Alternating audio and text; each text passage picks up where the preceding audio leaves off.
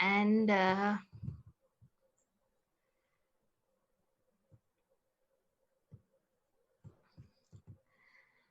okay, right. We have 32 now. We can start.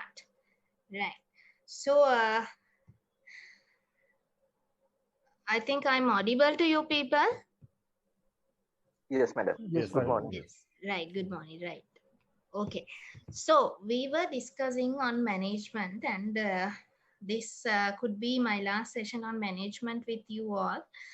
I was asked by Udanga sir to conduct a few lectures for you in the management lecture series.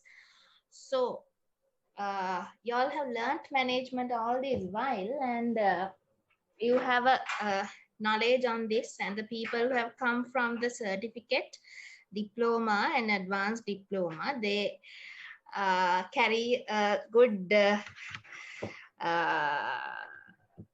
good amount of theoretical and the practical knowledge. So here anyway, with the new syllabus revision, we have a small management component for you.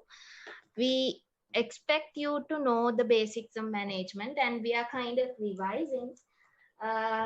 This might be a revision for the people who have done management before anyway.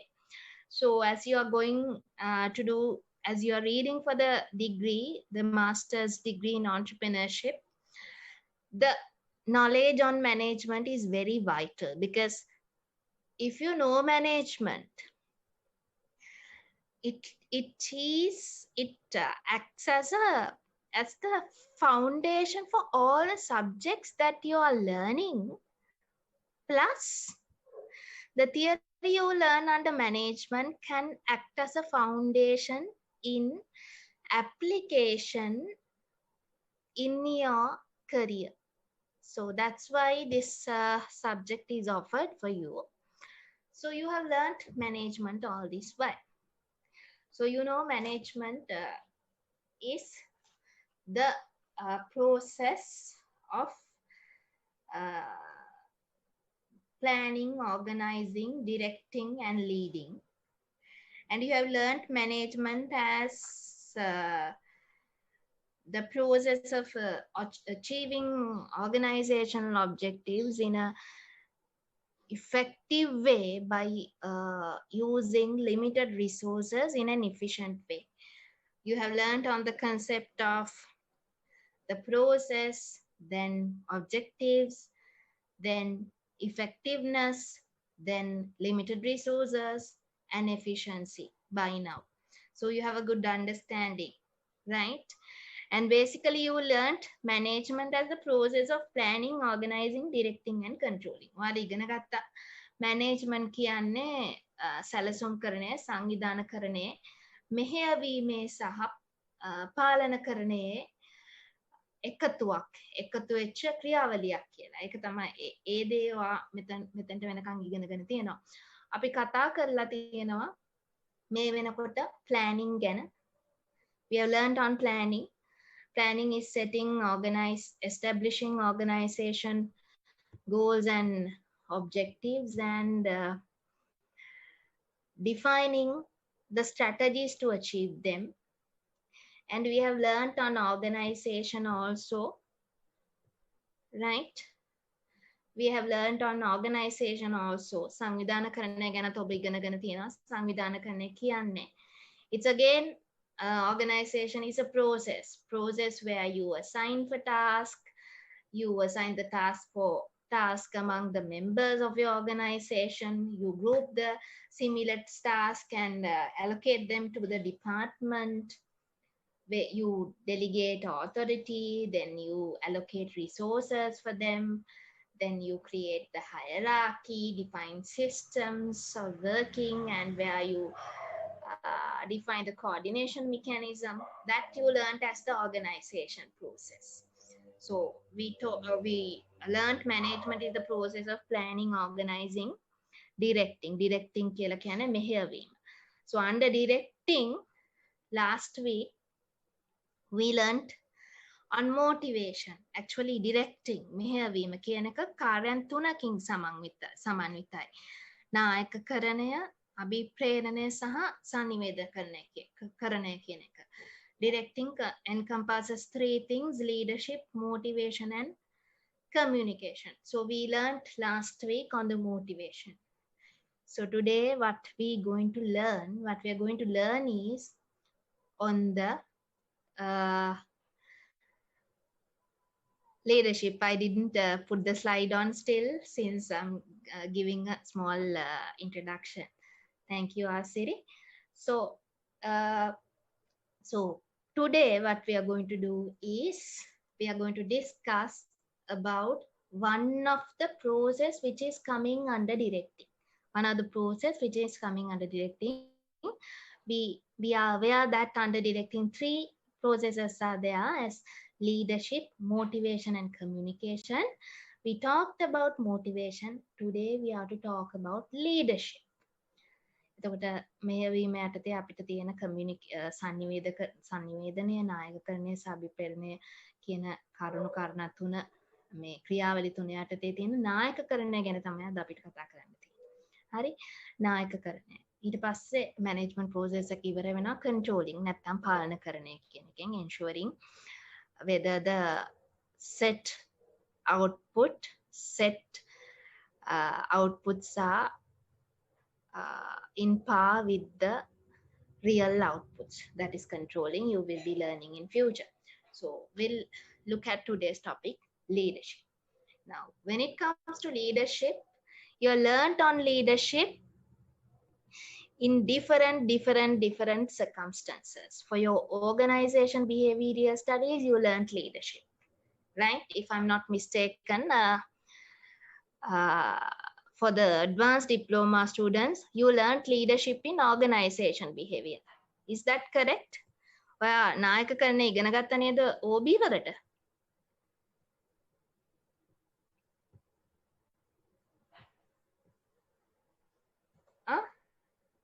You learned on leadership in organization behavior, right?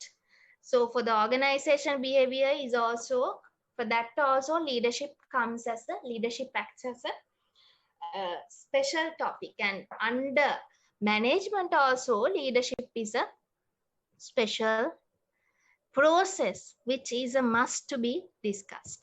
So we are going to discuss on leadership today. So I'm sharing the slide. Hope it is now seen to you. Then slide එක පේනවා නේද ඔබට? පේනවා madam. පේනවා, right. හරි. leadership. අපි අද කතා කරන්නේ leadership ගැන. ඔයාලට මේ මම කතා කරගෙන යනවා තේරෙන්නේ නැත්නම් please අහන්න. මේ මොන හරි තේරෙන්නේ නැත්නම් අපි මේක discussion එකක් විදිහට කරගෙන යමු. leadership ගැන කතා කරද්දී ඔයාලා කතා කරලා තියෙනවා. I think summary එකක් වෙයි. ඔයාලගේ දැනුම අලුත් කරගන්න පුළුවන්. ඔව්. දැන් ඉතින් කතා කරලා තියෙනවානේ OB වලට කතා කරා advanced diploma එකේ students ලා කී දෙනෙක් ඉන්නවද මෙතන? අපේ මේ batch එකේ advanced diploma students ලා කී දෙනෙක් විතර ඉන්නවද? මම හිතන්නේ සෑහෙන පිරිසක් advanced diploma එකේ ඉඳලා ආපු නිසා leadership ගැන දන්නවා ඇති. අපි ෂුටක් අහලා බලමු මොකද්ද leadership කියලා කියන්නේ කියලා. අපිට participants ලා 36 දෙනෙක් ඉන්නවා. Right, we have 36 participants. So what is leadership now? You can see a slide here and it says leadership. So what is leadership? My question is මොකද්ද නායකකරණය කියලා කියන්නේ? ඔබ ඉගෙනගෙන තියෙනවා. ඉතින් මම අමුතුවෙන් කියන්න දෙයක් නැහැ. Today my plan is to give you the theoretical underpinning of leadership. As the practicing entrepreneurs or people who are working as professional in organization, you are having lots and lots of experiences better than me. So we'll try to put all together and go to a better discussion. I will give you the theoretical underpinning where you can add on with the experience that you all are having, so that we can have a good discussion. Right. අපි leadership ගැන කතා කරන්නේ. ඔව්.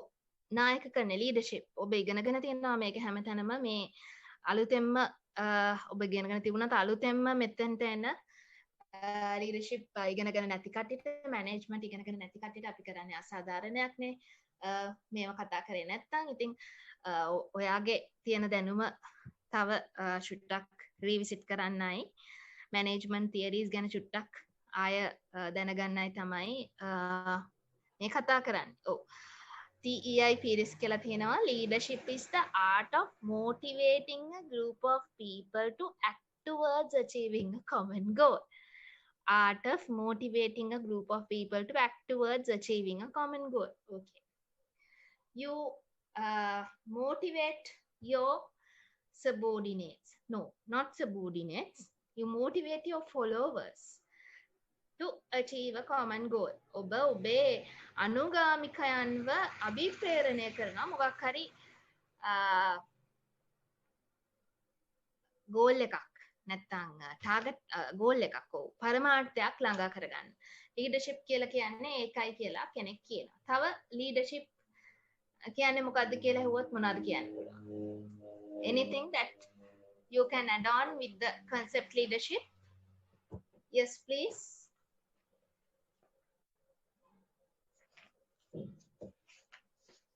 දැන් උදේ පාන්දර කට්ටිය lecture එකට ඇවිල්ලා ඉන්නේ. ඉතින් මම හිතන්නේ මේ චූටි දෙයක් අහන්නේ. ඔයාට කතා කරලා උත්තර දෙන්න බැන්න චුට්ටක් chat එකේ දැම්මත් කමක් නැහැ. මේ අපිට ස්ටුඩන්ට්ස්ලා කී දෙනෙක් ඉන්නවද ඔක්කොම? මෙතන 36 ඉන්නේ. ඔයාලට ක්ලාස්රූම් ඇසෙස්මන්ට්ස් ප්ලෑන් කරලා තියෙනවා. ඔයාලගේ කෝස් කෝඩිනේටර් හැමදාම. ඉතින් 36ක් ඉන්නකොට අපි කොහොමද ක්ලාස්රූම් ඇක්ටිවිටිස් කරන්නේ? ක්ලාස් එකේ කී දෙනෙක් ඉන්නවද? What is the total amount of students in your class, please? 52ක් ඉන්නවා madam. 52ක් ඉන්නවද පතිරාජ? එතකොට 36යි 52. සාමාන්‍යයෙන් උදේට මේ ගාන ඇවිල්ලා පස්සේ වැඩි වෙනවද? එහෙමද වෙන්නේ? එදා අපිට 47ක් හිටියා මං හිතන්නේ. Right, anyway, so in your course plan, there are assignments in each and every day. Assignments have been planned, so we have to allocate a small time to that also. We'll see. Right. So we are discussing on leadership. So what is leadership? Leadership ගැන කතා කරද්දී ඔබ දකිනවා ඇති මේ photo එක මේ picture එක මේ තමයි 2021 ලෝකේ හොඳම නායකයා කියලා තේරීපත් වෙලා තියෙන කෙනා. ඔබ දන්නවා ඇති මේ කවුද කියලා. Who is this person in the picture, please? කවුද මේ ෆොටෝ එකේ මේ ස්ලයිඩ් එකේ ඉන්න කෙනා? Jacinda Ardern. Jacinda Ardern. Who is Jacinda Ardern? New Zealand Prime Minister. New Zealand Prime Minister. Yes, thank you. So Jacinda Ardern, she is actually around, she is in her mid-30s and she's been recognized as the world's most influential leader, world's most greatest leader in the year 2021. You know why this is? Because she managed the pandemic situation in the New Zealand very strategically. So that's why she is named as the most, the greatest leader in the 2021 year, right? Now, when you talk about Jacinda, she is a mother of a small child also. And she is known as a leader with empathy. ජෙසින්ඩව අඳුන්වනවා leader කෙනෙක් කියලා empathy කියන characteristic එක තියෙනවා. මොකද empathy කියලා කියන්නේ? What do you mean by empathy? Anybody? What do you mean by empathy? Oh. සානුකම්පාව. ඒකට වෙන වචනයක් කියනවා සිංහල වචනේ මම හරියටම මට මතක නැහැ. සානුකම්පාවම නෙමෙයි. සංවේදනය. සානුකම්පාව කියන්නේ අපි අනුකම්පා කරනවා වගේ දෙයක් නේ. ඔව්. මොකක්ද? සංවේදනය. සංවේදනය. යම් තාක් දුරකට හරි කියන්න පුළුවන්. empathy. දැන් ඔය ඔකට වෙන වචනයක් තියෙනවා සිංහල ලස්සන වචනයක් මට මතකෙට එන්නේ නැහැ. ඇත්තටම empathy මොකන්ද? කම්පණය. අන්න හරි. සහ කම්පණය නේද ඒකට කියන්නේ? කම්පණය. සහ කම්පණය කියන එක. මොකද සහ කම්පණය කියලා කියන්නේ වෙන කෙනෙක්ට හිතෙන දේවල්, වෙන කෙනෙක්ට දැනෙන දේවල් ලීඩර් කෙනෙක් එතනට ගිහිල්ලා ඒ කෙනා තුළට ගිහිල්ලා අවබෝධ කරගන්න පුළුවන් හැකියාවක් ලීඩර් කෙනෙක්ට තියෙනුනේ. එම්පති කියන්නේ ඒක. She is known as one of the most influential empathetic leader. හරි, ඒ කියන්නේ you go to somebody else's shoes and feel it. ඔයා වෙන කෙනෙක්ට ඔයා ආරෝපණය කරගෙන ඒ කෙනාට මෙහෙම වුණා නම් මට කොහොමද වෙන්නේ? ඒ කෙනාගේ ඇතුළට ගිහිල්ලා ඒක ඒ අත්දැකීමේ මේ ඒ දේ ලබා ගන්නවා. ඒක තමයි එම්පති කියලා කියන්නේ. මෙයා එහෙම එම්පැතටික් ලීඩර් කෙනෙක් කියලා අඳුන්වනවා. හේතුව දැන් මෙයා ෆීමේල් කෙනෙක්, right? It's a her, female, and female leaders are known as interactive leaders. Interactive. දැන් අපි කතා කරනවානේ, ඔබ කල්චර් ගැන කතා කරලා තියෙනවද මීට කලින් කොහේ හරි? Have you ever learned about culture in the first place? No. Yes, so you know, have you all learned on the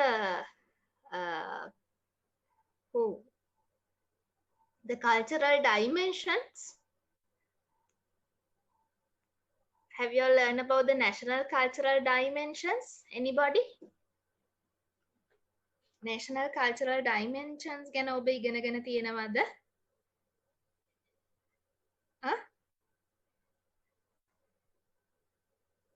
No, ma'am. No. Are you serious? Hofstede cultural dimension. National cultural dimension. Hofstede කියනවා Hofstede කියන්නේ ස්කෝලර් කෙනෙක්. එයා කියනවා ඒක culture එකක් මනිනකොට culture එකක එක dimensions එක කැරක්ටරිස්ටික්ස් තියෙනවා කියලා. එකක් තමයි power distance කියන්නේ. එකක් තමයි collectivism and individualism කියන්නේ. Uncertainty avoidance, femininity, masculinity, short term versus long term. ඔය ආදී වශයෙන් Hofstede cultural dimension අඳුන ගන්නවා national culture එක. ඒ කියන්නේ ජාතික සංස්කෘතියක, රටක සංස්කෘතිය තීරණය කරන සාධක විදිහට අඳුන ගන්නවා power distance. කොච්චර බලය කොච්චර මිනිස්සු අතර බෙදිලා තියෙනවද? ඒ කියන්නේ ලොකු මිනිස්සු බලවත්ද, පොඩි මිනිස්සුන්ගේ බලය අඩුයිද? ඒ ඩිස්ටන්ස් එක කොච්චර දුරද? right? ඒ ඩිස්ටන්ස් එක කොච්චර දුරද? ඒ කියන්නේ දැන් ඔයා සමහර ඕගනයිසේෂන්ස් වල තියෙනවා ෆස්ට් නේම් කල්චර් එකක්. ඒ කියන්නේ කතා කරන්නේ පළවෙනි නමෙන්. දැන් මගේ බොස්ගේ නම නිමල් සමරනායක කියලා හිතන්නකො. එතකොට බොස්ගේ කියන්නේ එතන ක්ලීනර් පවා කතා කරන්නේ නිමල් කියලා. First name culture. එතකොට එතන පවර් ඩිස්ටන්ස් එක හරිම අඩුයි. නමුත් දැන් යුනිවර්සිටි එක ගත්තොත් අපේ උපකුලපතිතුමාට අපි කවදාවත් ප්‍රොෆෙසර් සුදන්ත කියලා කියන්නේ, අපි සර් කියලා කතා කරන්නේ. රටේ නායකයාට අපි කතා කරන්නේ සර් කියලා. ඒ පවර් ඩිස්ටන්ස් එක වැඩි හින්දා. හරි? රටක කල්චර් එක තීරණය කරන සාධකයක් power distance. Collectivism versus individualism. හරි, collectivism versus individualism කියලා කියන්නේ අපි එක තමන් ගැන හිතලා තීරණ ගන්නවා. collectivism කියන්නේ සමූහය ගැන හිතලා තීරණ ගන්න කල්චර් එකක්. උදාහරණයක් විදිහට United States ඇමරිකාව ගොඩක් වෙලාවට individual culture එකක්. එතකොට ජපානයේ collectivist culture එකක්. ඒ කියන්නේ හරිම team effort එකකින් රට දියුණු වෙලා තියෙන. ඒ වගේ. එතකොට uncertainty avoidance කියන එක ගැන කතා කරනවා. මොකද uncertainty avoidance කියලා කියන්නේ රිස්ක් ගන්නවද රිස්ක් ගන්නේ නැද්ද කියන එක. ඕක කතා කරනවා කල්චර් ගැන කතා කරද්දී ගොඩක් රිස්ක් ටේකින් කන්ට්‍රීස්. දැන් උදාහරණයක් විදිහට ගත්තොත් ශ්‍රී ලංකාව is a non risk taking country. අපි රිස්ක් ගන්නේ නැහැ. අපි රිස්ක් averse country එකක්. නමුත් ඇමරිකාව, චීනය, රෂ්‍යා වගේ countries risk takersලා. හරිම මේ aggressive countries. ඊට පස්සේ තව දෙයක් තමයි short term versus long term orientation කියන එක. ඒ කියන්නේ අපි කෙටි කාලීනව කෙටි කාලයක් දිහා බලලාද තීරණ ගන්න නැත්නම් දිගු කාලයක් දිහා බලලාද තීරණ ගන්න කියන එක. ඊට පස්සේ අපි කතා කරනවා femininity versus masculinity. මට මේ point එකට තමයි එන්න ඕනේ. femininity versus masculinity කියන එක. femininity කියන්නේ කාන්තා ගති ලක්ෂණ තියෙනවා. masculinity කියන්නේ පුරුෂ ගති ලක්ෂණ තියෙනවා කියන එක. ඒ කියන්නේ සංස්කෘතියකට කාන්තා ගති ලක්ෂණ තියෙන්නත් පුළුවන් පුරුෂ ගති ලක්ෂණ තියෙන්නත් පුළුවන්. ගොඩක් වෙලාවට කියන්නේ කල්චර් එකක් හොඳ කල්චර් එකක් වෙන්න නම් මේ කාන්තා ගති ලක්ෂණයි පුරුෂ ගති ලක්ෂණයි දෙකේ එකතුවක් වෙන්න ඕනේ කියලා. There should be a balance in between femininity versus masculinity කියලා. හරිද? දැන් අපි ගත්තොත් ආයතනයක් පාලනය කරද්දී ආයතනයක සංස්කෘතියකත් මේ බැලන්ස් එකක් තියෙනෝනේ femininity versus masculinity කියලා කියන එකේ. ඒ කියන්නේ ආයතනය පාලනය කරන කෙනා masculine characters තියෙන කෙනෙක් වෙන්නත් ඕනේ, feminine characters තියෙන කෙනෙක් වෙන්නත් ඕනේ. පිරිමි පුරුෂ ගති ලක්ෂණ කියන්නේ එයා හරිම aggressive, strong, achievement oriented කියන්නේ දේවල් හඹාගෙන යන අන්න ඒ වගේ චරිත ලක්ෂණ තියෙන කෙනෙක් වෙන්නට ඕනේ. සහ femininity කියලා කියන්නේ කාන්තා ගති ලක්ෂණ. love, affection, caring, relationships ඔය වගේ දේවල් අගය කරන කෙනෙක් වෙන්න ඕනේ. හරි? ඉතින් මට ඔය point එක තමයි ගන්න ඕනේ උනේ. කල්චර් එකත් අනිවාර්යයෙන්ම balance එකක් තියෙනෝනේ femininity versus masculinity කියන එක. දැන් මේ ජෙසින්ඩා කියලා කියන්නේ කාන්තාවක් මෙයාට තියෙනවා මෙයාට කාන්තාවක් විදිහට මෙයාට feminine characteristics අනිවාර්යයෙන්ම තියෙනවා. මේ feminine characteristic එකක් තමයි empathy කියලා කියන්නේ. feminine characteristic එකක් තමයි empathy. අනිත් කට්ටියගේ ඒ කියන්නේ you go into other person's shoe and think of the problem. ඔයා එයාව අපි බුදුහාමුදුරුවෝ කියන්නේ මේ තමන් වෙන කෙනෙක්ව තමන්ට උපමා කරගෙන හිතන්න කියලා මොනවා හරි කරනකොට අන්න ඒ වගේ එයාගේ යම්කිසි පුද්ගලයෙක්ගේ ඇතුළට බැහැලා හිතනවා. ඒ කාන්තා ගති ලක්ෂණයක් එන්නේ ඒ කාන්තා නායකත්ව ගති ලක්ෂණය මේ ජෙසින්ඩාගේ තිබිලා තිනවා. ඒක තමයි මෙයා most influential leader කෙනෙක් වෙලා තියෙන්නේ. පළවෙනි දේ තමයි මෙයා එක පෙන්නලා තියෙනවා අර ඔබට මතක ඇති නිව්සීලන්ඩ් වල වෝල්කැනෝ ඉරප්ෂන් එකක් ගිනිකන්ද අපි පිරුවා. එනේ ඒ අවස්ථාවේ ඉක්මන් තීරණ ගත්තා මිනිස්සු වෙනුවෙන්. ඊට පස්සේ ඔබට මතක ඇති එක චර්ච් එකක මේ ෂූට් එකක් වුණා. එක මිනිස්සෙක් එක ඇවිල්ලා මේ චර්ච් එක මිනිස්සු 15 දෙනෙක්ද මට ගාන මතක නැහැ කොහොමරි ඝාතනය කරා. ඒ වෙලාවේ ජෙසින්ඩා ඒ ඝාතනය සමුලින්ම හෙලා දැකලා ඒ ඝාතකයා ඝාතනය කරපු කට්ටියගේ ඝාතනන කට්ටියගේ පවුලේ අය වෙනුවෙන් ගොඩාක් එම්පැතටික් බිහේවියර් එකක් පෙන්නලා තිනවා. එතන මෙයාව හොඳ ලීඩර් කෙනෙක් කියලා මෙයාව තව ටිකක් අප් වෙලා තියෙනවා. ඊට පස්සේ පැන්ඩමික් එක ආවහම මේ ඔය මොනවාද ඝාතනයට පස්සේ නිව්සීලන්ඩ් වල මේ මොනවාද non-partial weapons ඔක්කොම බෑන් කරලා තියෙනවා. ඊට පස්සේ පැන්ඩමික් එක ආවට පස්සේ අවශ්‍ය මොහොතේදී අවශ්‍ය වෙලාවට තීරණ අරන් තියෙනවා. දැන් නවසීලන්තේ තාම දේශ සීමා ඇරලා නැහැ. right? රටට මිනිස්සුන්ට ඇතුල් වෙන්න බෑ. අනිත් එක තාම vaccination program එක ක්‍රියාත්මක වෙන්නේ නැහැ. මොකද රට විවෘත කරලා නැහැ ආවෘතයි. රටේ සෞඛ්‍ය තත්ත්වය එයාලා තහවුරු කරන්න පෙළඹිලා තිනවා. කීප දෙනෙක් වාර්තා වෙනවා කියලා කියන රෝගීන්. නමුත් එයාලා උපරිම වශයෙන් මෙයා කටයුතු කරලා තියෙනවා රට හරි විදිහට පාලනය කරන්න. අන්න ඒ හේතුව නිසා ජෙසින්ඩා most the best leader in 2021 කියලා හඳුන්වනවා. මෙන්න මේ leadership characteristic එකට පදනම් වෙලා තියෙන මේ best leader කියන දෙයට පදනම් වෙලා තියෙන විශේෂම දේ තමයි මෙයාගේ empathetic behavior එක. වෙන රටවල් වල නායකයන්ගෙන් ඕක පැහැදිලි වෙන්නේ. ඔබ දැක්කද මන් දන්නේ බ්‍රසීලයේ එහෙම මේ නායකයට මේ රටේ නීතිපතිතුමා නඩු හිටන් දාලා තිබ්බ අවශ්‍ය වෙලාවට රට ලොක්ඩවුන් කරන්නේ නැතුව ඔය ආදි වශයෙන්.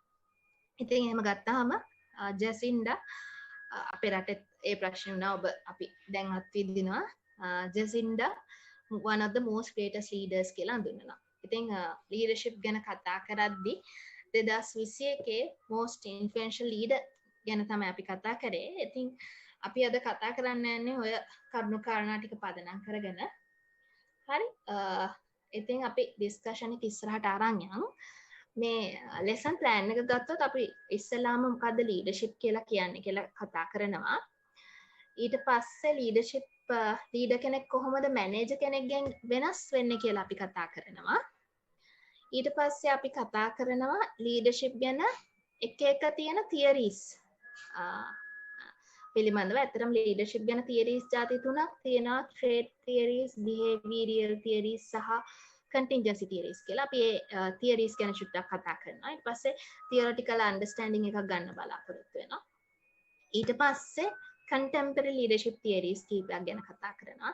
අලුතෙන් ඇවිල්ලා තියෙන leadership theories ගැන චුට්ටක් කතා කරනවා. ඊට පස්සේ අපි චූටි evaluation එකක් කරලා පාඩම අවසන් කරන්න බලාපොරොත්තු වෙන්නේ. ඉතින් මොන හරි ප්‍රශ්න තියෙනවා නම් මැදින් ඔබට අහන්නට පුළුවන්. Right. So we'll start the discussion accordingly. Now you have a basic understanding on leadership.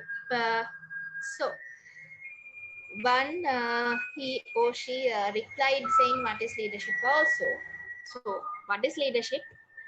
Accordingly, leadership is this. Accordingly, leadership is this. It's the ability to influence the group towards the achievement of goals. According to Robbins in 1995. Ability to influence the group towards the achievement of goals. Group එකක් goals achieve කරන්න influence කරන්නේ කොහොමද? ඒ influence කිරීමේ හැකියාව නායකකරණය කියලා Robinson 1995 දී සටහන් කරනවා. ඊට පස්සේ again leadership is defined as the ability to influence people towards the attainment of goals. The same thing. Now, in 1995, Robinson says it is the ability to influence a group towards the achievement of goals. And in 2012 also, Duft, he says, again, it is the ability to influence people towards the attainment of goals. Same thing in different words, Duft has defined. හරි වෙන වචන වලින් Duft, ඒ කියන්නේ පොඩි වචන වෙනස් වීමක් තියෙන leadership define කරලා තියෙන මෙහෙම. ඉතින් මම මේක දැම්මේ විශේෂයෙන්ම දැන් ඔයාලා රිසර්ච් කරන්නත් යනවා. ඉතින් එක එක ස්කෝලර්ට කැමති විදිහට මෙන්න මේවා නිර්වචනය කරන්න පුළුවන් තියරිස් වල. ඉතින් මේ එක්කෙනෙක් අර විදිහට නිර්වචනය කරනකොට වෙන එක්කෙනෙක් පොඩ්ඩක් වචන එහාට මෙහාට කරලා නිර්වචන චුට්ටක් වචන වලින් විතරක් වෙනස් කරලා තියෙනවා.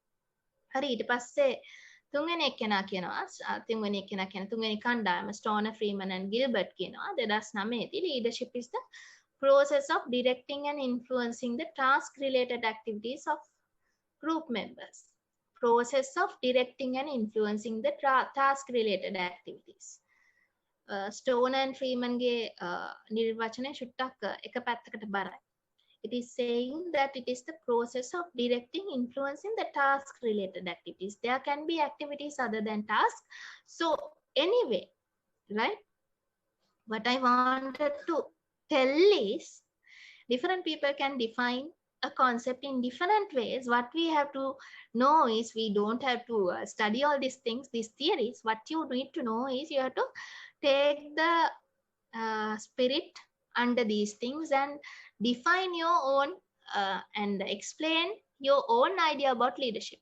නායකකරණය කියන්නේ මොකක්ද කියලා කවුරු හරි අහුවොත් ඔබට පුළුවන් වෙන්න ඕනේ ඔබේ භාෂාවෙන් නායකකරණය කියන්නේ මොකක්ද කියලා කියන්න. නායකකරණය කියන්නේ යම්කිසි කණ්ඩායමක් යම්කිසි පුද්ගලයෝ කීප දෙනෙක් මොකක් හරි අරමුණක් ලබා ගැනීම සඳහා යම්කිසි කෙනෙක්ට ඒ කණ්ඩායමට බලපෑම් කරන්න තියෙන හැකියාව. ඒ වගේ සරල අදහසක් කියවන්නම් ඇති. ඒ හැම දෙයක්ම මෙන්න මේ definitions වලින් පැහැදිලි වෙනවා. Right? So it is the ability to influence a group towards achievement of goals. Right. Now look at this diagram. Before all these things, I want to tell a small thing actually. I have slightly changed the slide set. So the slightly change the contents of the slide set. So please, I will share with you the new one also. Anyway, the contents are very much the same, right? Contents are very much the same. So we discuss on the leadership, and this diagram is on the implication of leadership. Implications of leadership, right? Leadership implication. There are three things on leadership: power, influence, and people. Here it was said, it is the ability to influence group towards the achievement of goals. Influence group, right? Influence group. It is said here, leadership is influence and other people are there. The two things in the definition are there. So if you define leadership, these three things are important. Apart from these two, something other than this comes to the floor, that is power. So leadership is a combination of all these three, right? You will have to have the power. From the power you are influencing the other people to achieve goals. That is leadership. Power, influence, and other people. So leadership is a contentment of all these three things. So we'll look at what is power, we'll look at what is influence, and we'll look at what is other people. Power. මොකක්ද එතකොට power කියන්නේ? As you can see in the slide, power is the ability to influence others. Power is the ability to influence others. බලය, power කියලා කියන්නේ යම්කිසි කෙනෙක් යම්කිසි පුද්ගල කණ්ඩායමකට බලපෑම් කිරීමට ඔබට තියෙන හැකියාව. මේක ඔයා ඉගෙනගෙන ඇති ගොඩක් වෙලාවට ලෙක්චර්ස් වලදී නේ. ඔයා ඉගෙනගෙන ඇති ගොඩක් වෙලාවට ලෙක්චර්ස් වලදී power ගැන, right? මේ power ගැන කතා කරද්දී ෆ්‍රෙන්ච් and රෝවන් කියන කෙනා power define කරනවා. ෆ්‍රෙන්ච් and රෝවන් කියන කෙනා power characteristics 6ක් අරගෙන define කරනවා. මම ඉක්මනට මොනවාද ඒ characteristics ටික කියලා කියන්න කැමතියි. influence වලට එන්න ඉස්සෙල්ලා. මෙන්න මේ character power sources, sorry. මට ෂුටක් වැරදුනා. power කියන එක French and Rover කියන scholars ලා define කරනවා ආකාර 6කින්. හරි, ඔබට පේනවා power කියන එක French and Rover කියන පුද්ගලයෝ define කරන ආකාර 6කින්. මොනවාද මේ ආකාර 6? නායකකරණයේදී ඔබේ අනුගාමිකයන්ව බලපෑමට ලක් කරන්න ඔබට 6 ආකාරයක බල මූලයන් යොදා ගන්නට පුළුවන්. 6 ආකාරයක. මෙන්න මේ 6 ආකාරය ඔබට පේනවා ඇති. මේ ගැන පැහැදිලි කරන්න ඕනේද? මේක ඔයා ඉගෙනගෙන තියනවාද? Let me know please. Have you all learned this, or do I need to explain this one? Yes? Explain, madam. Explain, right. There are 6 sources of power. Hari 6 sources. මෙතන තියෙනවා sources 6ක් power ගැන කතා කරද්දී. පළවෙනි දැන් ඔයා මේක ඔයාට කරන්න තියෙන්නේ මෙන්න මේ power එකේ මොකද්ද මේ power එකෙන් කියන්නේ කියන එක අවබෝධ කරගෙන ඔබේ ආයතනයේ ඔබ නායකයෙක් නම් ඔබේ ආයතනයේ ඔබේ අනුගාමිකයන්ව ඔබ බලපෑමකට ලක් කරන්නේ මේ මොන බලයෙන්ද කියලා ෂුටක් හොයලා බලන්න. ෂුටක් හිතලා බලන්න. හරි? පළවෙනි එක තමයි reward power කියන්නේ. මොකද්ද මේ reward power කියන්නේ? reward power කියන්නේ ත්‍යාග දීමේ බලය කියලා අපි හඳුන්වනවා. ත්‍යාග දීමේ බලය සිංහලෙන් කියනවා නම් it comes from the authority. මේක එන්නේ authority එකෙන් to bestow rewards on other people. Right? It comes from the authority. ඔබ authority ගැන ඉගෙන ගත්තා. ඔබ organization කතා කරා chance එක. එතකොට authority කියන්නේ මොකද්ද කියලා ඉගෙන ගන්නට ඇති. authority කියන්නේ එක power එකක්. authority කියන්නේ එක power එකක්. authority කියන්නේ මෙන්න මේ legitimate power කියන එක. මොකක් හරි position එකක් දැරීම නිසා ඔයාට හම්බෙන බලය. හරි? මම lecturer කෙනෙක් විදිහට මෙන්න මේ course එකට මට මාව දාලා තියෙනවා මට හම්බෙනවා appointment letter එකක් ඒකින්ද මට ඊට පස්සේ දෙනවා මෙන්න මේ subjects මේ lessons දෙක කරන්න කියලා මට ඒ lessons දෙක මේ පැය 4:00 ඇතුළත ඕනේ විදිහකට කරන්න මට නිදහස තියෙනවා position එකෙන් මට power එක හම්බෙලා තියෙනවා මේ lesson දෙකට සම්බන්ධ ප්‍රශ්න හදන්න මට position එකෙන් power එකක් හම්බෙලා තියෙනවා කාටවත් මාව question කරන්න හරි අමාරුයි ඒ legitimate power එක හින්දා හරි අන්න ඒ වගේ මොකක් හරි position එකක් හින්දා ඔයාට හම්බෙන power එක විධාන දෙන්න තියෙන්න පුළුවන් මේ power එක මොකක් හරි කෙනෙක්ට විධානයක් දෙන්න දැන් ඔයා කවුරු හරි මෙතනින් අනවශ්‍ය විදියට ඇසුරුනොත් මට මේ Zoom meeting එකෙන් එයාව අයින් කරලා දාන්න power එකක් තියෙනවා legitimate power එකක් ඒ වගේ punishment එකක් දෙන්න විධානයක් දෙන්න මට ඕන විදියට කට්ටියව මෙහෙවන්න මට legitimate power එකක් තියෙනවා හරි ඔය legitimate power එකෙන් එන දෙයක් තමයි reward power කියන්නේ මොකද reward power කියන්නේ ත්‍යාග දීමේ බලය මම ඉස්සෙල්ලා කිව්වා වගේ authority which coming from the which is the authority to give rewards bestow rewards on others කොහමරි manager කෙනෙක් ගත්තාම rewards වෙන්නේ කාගේ හරි pay increase එකක් වෙන්න පුළුවන් promotion එකක් වෙන්න පුළුවන් ඔයා දිහා බලලා ඔයාගේ වැඩ ගැන බලලා ඔයාට ප්‍රොමෝෂන් එකක් දෙනවා නම් ඔයාගේ සැලරි ඉන්ක්‍රීස් එකක් කරනවා නම් හරි ඒකට රිවෝඩ් පවර් කියලා කතා කරනවා හරි මෙන්න මේ රිවෝඩ් පවර් එක කියන එක ඔයාට ඔයාගේ ආයතනයේ මිනිස්සුන්ව ඉන්ෆ්ලුවන්ස් කරන්න යොදා ගන්න පුළුවන් හරි ප්‍රොමෝෂන් එක ඕකේ කරන්නේ මෙන්න මෙයා හින්දා ඔබ එයා කියන දේවල් අහගෙන වැඩ කරනවා. දැන් අපේ appointment letter එකේ lecturer ගේ appointment letter එකේ ඔයා මෙහෙම lectures කරන්න ඔයාට සිංහලෙන් තමිල් වලින් ඉංග්‍රීසියෙන් lectures කරන්න උනොත් කරන්න වෙනවා. ඔයා මෙන්න මේවා කරන්න. ඊට අමතරව ඔයාට head කියන ඕනම වැඩක්. head කියන මේ මොනවාද studies වලට ළමයිගේ අධ්‍යාපනයට අදාළ වැඩක් කරන්න ඔයා බැඳිලා ඉන්නවා. හරි.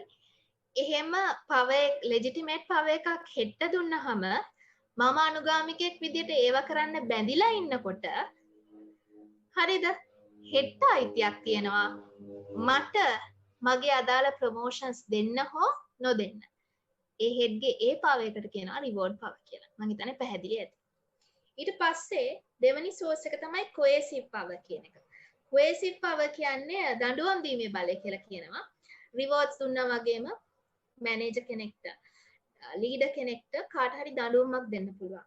හරි වැරදි වැඩක් කරොත් එයාව ඩිමෝට් කරන්න පුළුවන්, සේවයෙන් නිරපා හරින්න පුළුවන්. ඒ වගේම පේස් පඩිය කපන්න පුළුවන්. එයාව ක්‍රිටිසයිස් කරන්න පුළුවන්. ඒ වගේ නෙගටිව් දේවල් කරන්නට coercive power එකක් තියෙනවා. මේ coercive power එක තියෙන නිසා මිනිස්සුන්ට බලපෑම් කිරීමේ හැකියාවක් තියෙනවා. හරි? පර්සනල් ෆයිල් එකට ලියුමක් යවන්න පුළුවන් coercive power.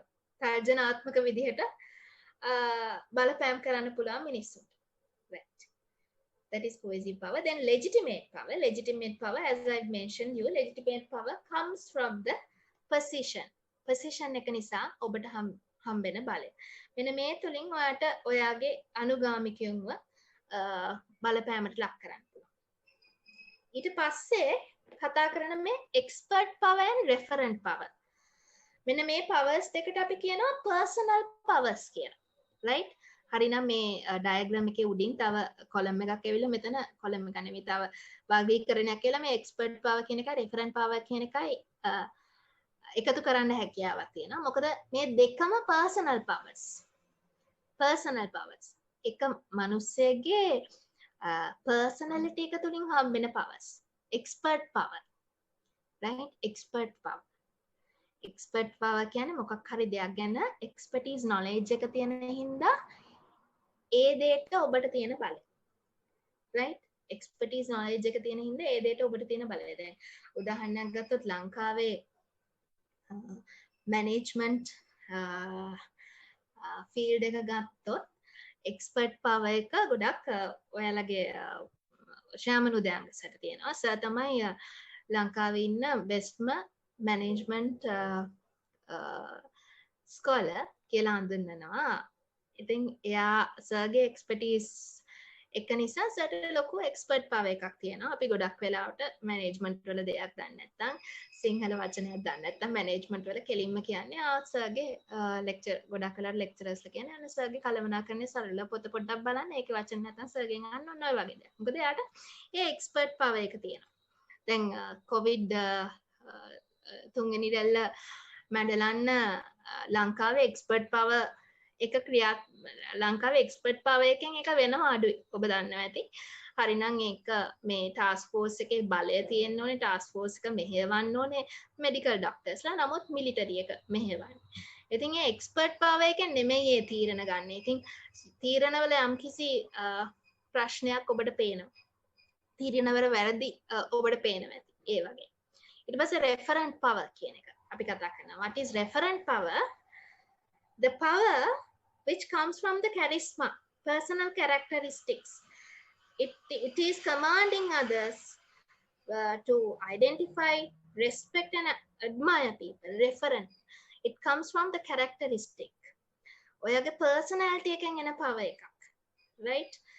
ඒ කියන්නේ බුදුහාමුදුරුවන්ට තියෙන referent power එකක්. බුදුහාමුදුරුවන්ගේ characteristics හින්දා අපි බුදුහාමුදුරුවෝ කියන දේවල් අනුගමනය කරනවා. ජීසස්ට තියෙන එහෙම එකක්.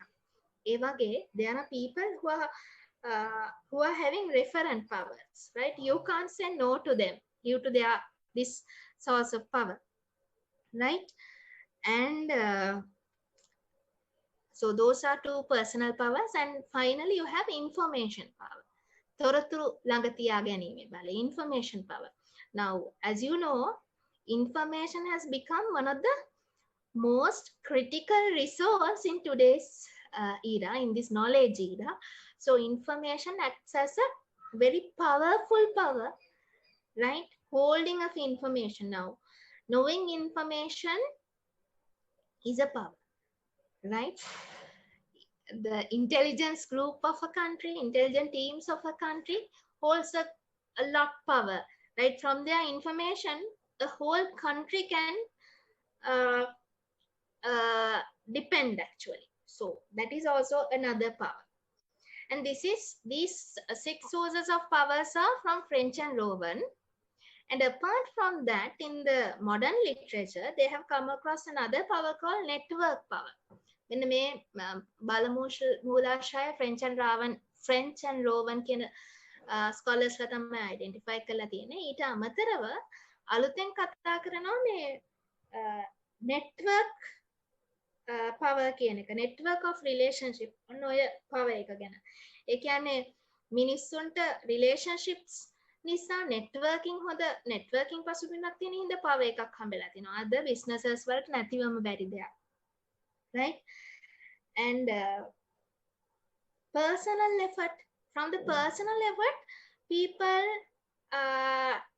people try to have, like, people gets a source of power, because some people, they are very determined and they are stick to do something, right? So from that, from their personality, from this personal effort, they draw up a power upon them. So these are different new sources of power which are in literature nowadays, right? So these are 6 sources of power. From the power you can influence. මෙන්න මේ බලමූලාශ බලයක් කියලා කියන්නේ යම් කිසි කෙනෙක්ගේ හැසිරීමට බලපෑම් කරන්න ඔබට තියෙන දේ. ඔබට තියෙන හැකියාව. ඒකෙන් ඔබට බලපෑම් කරන්න පුළුවන්. You can influence from them. So what is influence? The next question is, what is influence? Please get the theory into your head from now, right? So what is influence? Influence is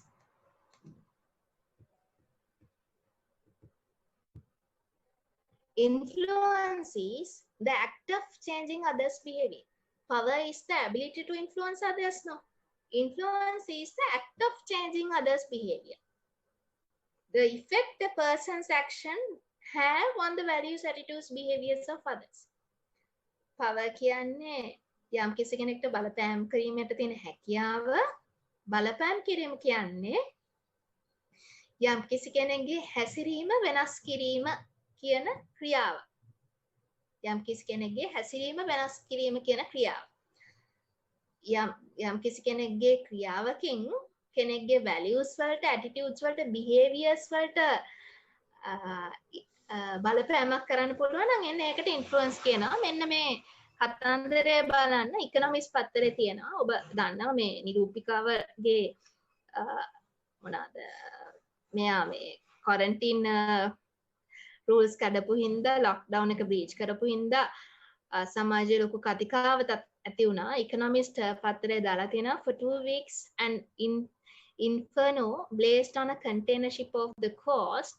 However, people appeared to be more interested in a model caught up in a lockdown breach. මේක මම FB එකෙන් මේ පොඩ්ඩක් search කරනකොට දැක්කේ economist magazine එකේ කියන්නේ an influencer's rant overshadows an ecological disasters in Sri Lanka. See how the influence works.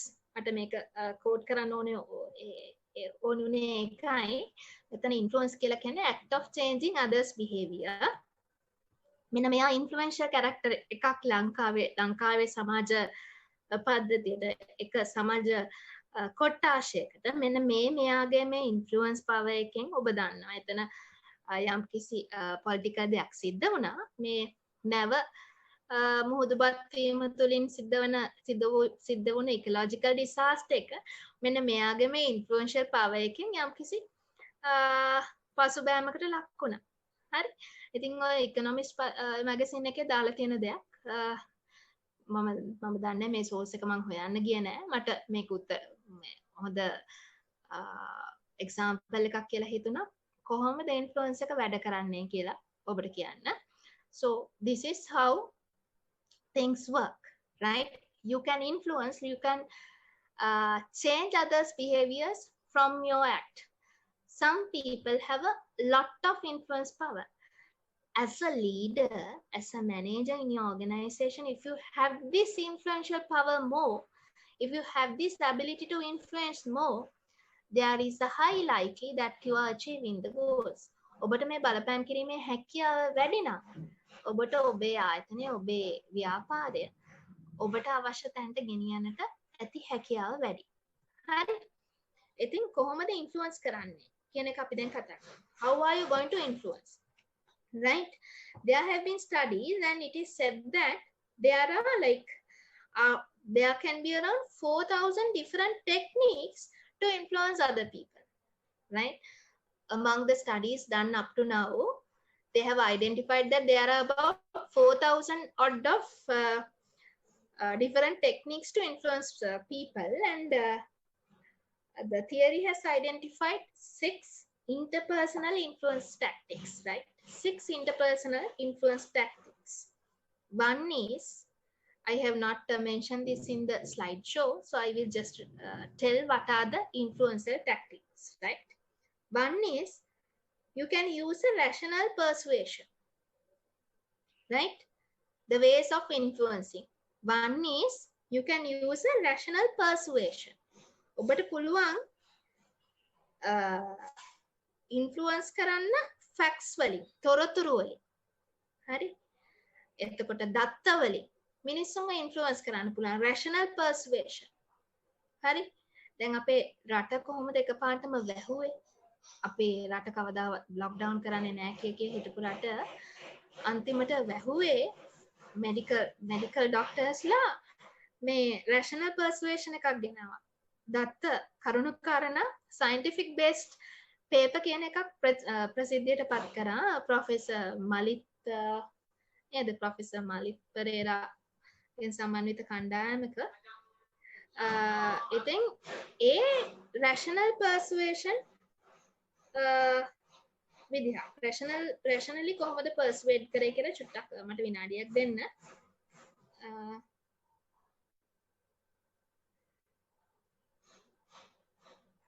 A scientific based paper එක Dr. Malit Pirisගේ අනිත් කෙනා මට පොඩ්ඩක් right. Dr. Malit Pirisගේ Professor Kamini Mendisගේ hari science based strategy එකකින් rational justification එකකින් රට influence කිරීමේ හැකියාවක් ලැබුණා. use rational persuasion. එතකොට influence කිරීමේ එක හැකියාවක් තමයි rational persuasion කියන්නේ. මම හිතන්නේ ඔබට පැහැදිලි ඇති. දෙවැනි විදිය තමයි help people like you කියන එක. You can help, right? You can influence by helping, right? Now people would like to say yes to someone they like than to somebody they don't like. hari oya කැමති නිකන් කොහොමද? ඔයා කැමති කෙනෙක්ට මොකකට හරි හා කියන්න කැමති මොකක් හරි වැඩක් කිව්වම ඔයා කැමති කෙනෙක් කියනවා නම් ඔයා හා කියන්න කැමති අකමැති කෙනෙක්ට වඩා.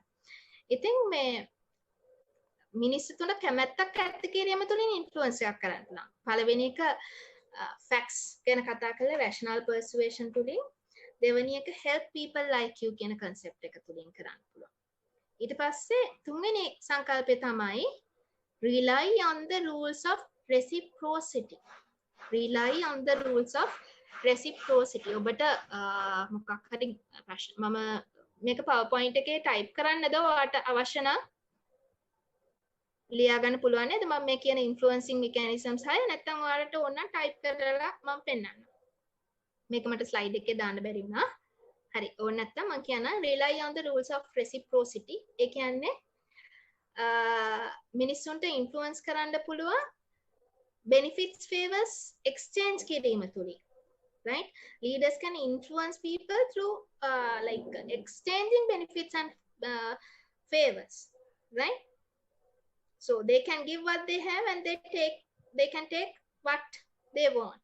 Rule of reciprocity කියලා කියනවා. ඊට පස්සේ they can use another mechanism called develop allies. ඒ කියන්නේ networks හැදීම තුලින් ඔයාට influence කරන්න පුළුවන්. හරි? ඊට පස්සේ ask for what you want කියන දේ. ඒ කියන්නේ ඔයාට directly කියන්න පුළුවන් මට මෙන්න මේක කරන්න. ඔය strategy එකෙන් influence කරන්න පුළුවන්. Ask for what you want. And finally, you can get influence people by making use of higher authority. If you have higher authority, you can make the people do it. You can make the people do it. ඔයාගේ authority එක තුලින් ඔයාගේ බලය තුලින් ඔයාට විධානය දෙන්න පුළුවන් මෙන්න මේක කරන්න. එතකොට ඒ ආදි වශයෙන් අපි influence කිරීමේ influence කිරීමේ strategies හයක් ගැන කතා කරා. පළවෙනි එක තමයි rational persuasion කියන එක. rational persuasion. දෙවෙනි එක තමයි help people like you. තුන්වෙනි එක rely on the rules of reciprocity. හතරවෙනි එක develop allies කියන එක. පස්වෙනි එක ask for what you want. make use of higher authority. ඔබට පුළුවන් යම් කිසි කෙනෙක්ට බලපෑම් කරන්න හේතු කරුණු කාරණා ගැන හැර දැක්වීම තුලින්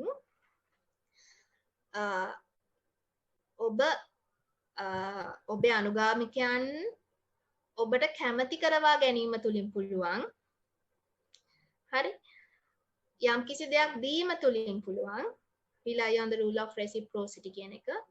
ඒ වගේම සම්බන්ධතා ගොඩනැගීම තුලින් පුළුවන්. develop alliance කියන එක. ask for what you want. ඔයාලට අවශ්‍ය දේ කෙලින්ම ඉල්ලලා influence කරන්න පුළුවන්. make use of high authority. ඔයාගේ දූරාවලිය ඔයාට තියෙන තැන නිසා තියෙන බලයෙන් ඔයාට මේ විධාන දෙන්න පුළුවන්. ඔය ආදී වශයෙන් මිනිස්සුන්ව බලපෑමට ලක් කරන්න පුළුවන්. එතකොට අපි නායකකරණය ගැන කතා කරේ බල මූලාශ්‍ර 6ක් තියෙනවා. මේ මූලාශ්‍ර 6ට අමතරව මම දෙකක් ගැන කතා කරා. ඒ බල මූලාශ්‍ර වලින් ඔබට බලපෑම් කරන්නට පුළුවන්. ඒ බලපෑම් කරන ආකාර 6ක් ගැන මම කතා කරා. ඒ තුලින් ඔයාට පුළුවන් මිනිස්සු ලවා දේවල් කරගන්න. You can get the things done through other people. So this is the story. Leadership is getting things done through other people. Now don't get carried away. Mary Parker Follett has defined management as the art of getting things done through other people. So apparently, leadership is also trying to do something like that. You get things done through other people. How are you going to get things done through other people? By using power and influencing them. So this is leadership, right? So this is leadership. Hope you understood. ඔබට තේරුම් නැති දෙයක් තියෙනවා නම් මෙතන අහන්න පුළුවන්. Right? ඔබට තේරුම් නැති දෙයක් තියෙනවා නම් මෙතන අහන්න පුළුවන්. ඉන්ෆ්ලුවන්ස් ගැන පොඩ්ඩක් ආයෙ පැහැදිලි කරන්න. ඉන්ෆ්ලුවන්ස් කියලා කියන්නේ බලපෑම් කරන ආකාරය. හරි? කොහොමද කෙනෙක්ට බලපෑම් කරන්න පුළුවන් කියන එක. එක විදිහක් තමයි, ඒ කියන්නේ මම කිව්වා කරුණු කාරණා 4000ක් විතර ස්ට්‍රැටජිස් මේ නම් කරලා තියෙනවා. හරි? ඒකෙන් අපි දේවල් 6ක් ගැන කතා කරා. එකක් රැෂනල් පර්සුවේෂන් කියන එක. රැෂනල් පර්සුවේෂන් කියන්නේ දත්ත. හරි? හේතු ඉදිරිපත් කිරීම තුළින් ඉන්ෆ්ලුවන්ස් කරන්න පුළුවන්. මම කිව්වා ප්‍රොෆෙසර් මලිත් පීරිසුයි ප්‍රොෆෙසර් කාමිනී පෙරේරායි රජයට scientific based approach එකක් පෙන්නලා COVID වළක්වන්න ක්‍රමයක් පෙන්නලා රට lockdown කරන තත්ත්වයට පත් කරා. හරි? අන්න ඒ වගේ rational persuasion කරුණු කාරණා ගැන හැර දැක්වීම තුලින් බලපෑම් කරන්න පුළුවන්. දෙවෙනි එක තමයි help people like you. ඒ කියන්නේ බලපෑම් කරන්න පුළුවන්. බලපෑම් කරනවා කියන්නේ බලය යොදා ගැනීම තුලින් යම්කිසි කෙනෙකුගේ හැසිරීම වෙනස් කිරීම කියන එක. හරි? එතකොට help people like you කියන ආකාරයෙන්ුත් පුළුවන්. help people like you කියලා කියන්නේ ඔයා අනිත් කට්ටියට කැමති පුද්ගලයෙක් වීම තුළින් ඔයා කෙරෙහි කැමැත්තක් ඇති කර ගැනීම තුළින් ඔයාට වැඩ කරව ගන්න පුළුවන්. rely on the rules of reciprocity. ඒ කියන්නේ මොකක් හරි දීම තුළින් මොන හරි දීලා ඔයාට වැඩේ කරගන්න පුළුවන්. හරි? transaction leadership කියලාත් මේ ගැන කතා කරනවා අපි ඉස්සරහට. ඊට පස්සේ හතරවෙනි ආකාරය develop allies කියන එක. සම්බන්ධතා ඇති කර ගැනීම තුළින් මිනිස්සුන්ව බලපෑමට ලක් කරන්න පුළුවන්. ask for what you want. ඔයාට අවශ්‍ය දේ ආයතනය වට කරන්න අවශ්‍ය දේ කෙලින්ම ඉල්ලලා බලපෑමට ලක් කරන්න පුළුවන්. ඊට පස්සේ make use of high authority. ඒ කියන්නේ 6 වෙනි ආකාරයේ බලපෑම් කරන. ඒ කියන්නේ ඔයාගේ දූරාවලිය ඔයාගේ අධිකාරිය දූරාවලියෙන් ඔයාට හිමි වෙච්ච අධිකාරිය අනුව ඒ අධිකාරියෙන් හම්බෙන බලය අනුව ඔයාට කෙනෙක්ව බලපෑමට ලක් කරන්න පුළුවන්.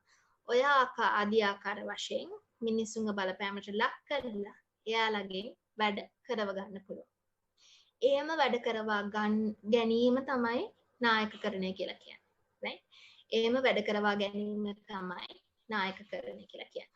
right? එතකොට මෙතන ෂූටි අපිට ප්‍රශ්නයක් එනවනේ getting things done through other people. හරි? වැඩක් කරවා ගැනීම අනිත් කට්ටිය ලවා. ඊපස්සේ මම කිව්වා මේරි පාකර් ෆොලට් මැනේජ්මන්ට් උත් ඩිෆයින් කරලා තියෙනවා. it is the art of getting things done through other people කියලා. ඉතින් ඔබට පේනවා ඇති මේ මැනේජර් ලීඩර්යි පොඩ්ඩක් මේ එක වගේද කියලා ඔයාලට ප්‍රශ්නයක් එනවා ඇති. අපි leadership ගැන කතා කරාම leadership කියලා කියන්නේ ability to influence a group towards the achievement of goals කිව්වා. එතකොට ලීඩර් කෙනෙක්ට පාව එකයි ඉන්ෆ්ලුවන්ස් තියෙනවා නම් අනිත් මිනිස්සු ලව වැඩ කරවා ගන්න පුළුවන් කියලා. අපි පාව ගැන කතා කරා ඉන්ෆ්ලුවන්ස් ගැන කතා කරා. දැන් අපිට ප්‍රශ්නයක් එනවා දැන් මැනේජර් කෙනෙකුයි ලීඩර් කෙනෙකුයි කියන්නේ එක්කෙනෙක්ද කියලා. The difference between a leader and manager. No, there is a very slight difference. Right? There is a slight difference which we have to identify. Now you can see the picture of Martin Luther King here. I have a dream. You have heard of these stories, so I'm not going to tell. You might have talked about these stories with Udayanga sir. So Martin Luther King is a leader who has driven one nation towards taking off the color segregation in their nation, right? So in that sense, we are going to discuss about the leader and manager. So before that, I wanted to show a small video before discussing this, right? So from like watching this video, try to identify what is special in a leader than a manager, right? So I hope my connection is quite clear for you, so that I will share the video with you, right? Give me a second. This is a movie clip actually. Movie clip from the movie Invictus, right? This movie is taken to teach leadership lessons actually. So I recommend you to watch this movie Invictus in your leisure time. Just have a look at this video and try to identify who this person is. And if you know a history, know the history, you will know what is going there, and you will identify the special characteristic of this leader, and then you will see why, how can you differentiate a leader from a manager also from this knowledge. ඔයා මේ video එක චුට්ටක් බලන්න. මේ video එකෙන් ඔයාට පෙනෙයි ඇත්තටම කවුද ලීඩර් කෙනෙක් කියන්නේ, ලීඩර් කෙනෙක් කොහොමද වෙනස් වෙන්නේ කියන එක, ලීඩර්ෂිප් කැරක්ටරිස්ටික් කියන්නේ මොනවාද කියන එක ඔයාලට චුටි අයිඩියා එකක් ගන්න පුළුවන්. මම හිතන්නේ පැහැදිලි ඇති. මම චුට්ටක් ප්ලේ කරන්න. Tell me, Francois, what is your philosophy on leadership? How do you inspire your team to do their best? By example. I've always thought to lead by example, sir. Well, that is right. That is exactly right. But how to get them to be better than they think they can be? That is very difficult, I find. Inspiration, perhaps. How do we inspire ourselves to greatness when nothing less will do? How do we inspire everyone around us? I sometimes think it is by using the work of others. On Robben Island, when things got very bad, I found inspiration in a poem. A poem? A Victorian poem. Just words, but they helped me to stand when all I wanted to do was to lie down. But you didn't come all this way to hear an old man talk about things that make no sense. No, please, Mr. President. It makes complete sense to me. On the day of a big match, say a test, in the bus on the way to the stadium, nobody talks. Ah, yes. They're all preparing. Right. But when I think we're ready, I have the bus driver put on a song.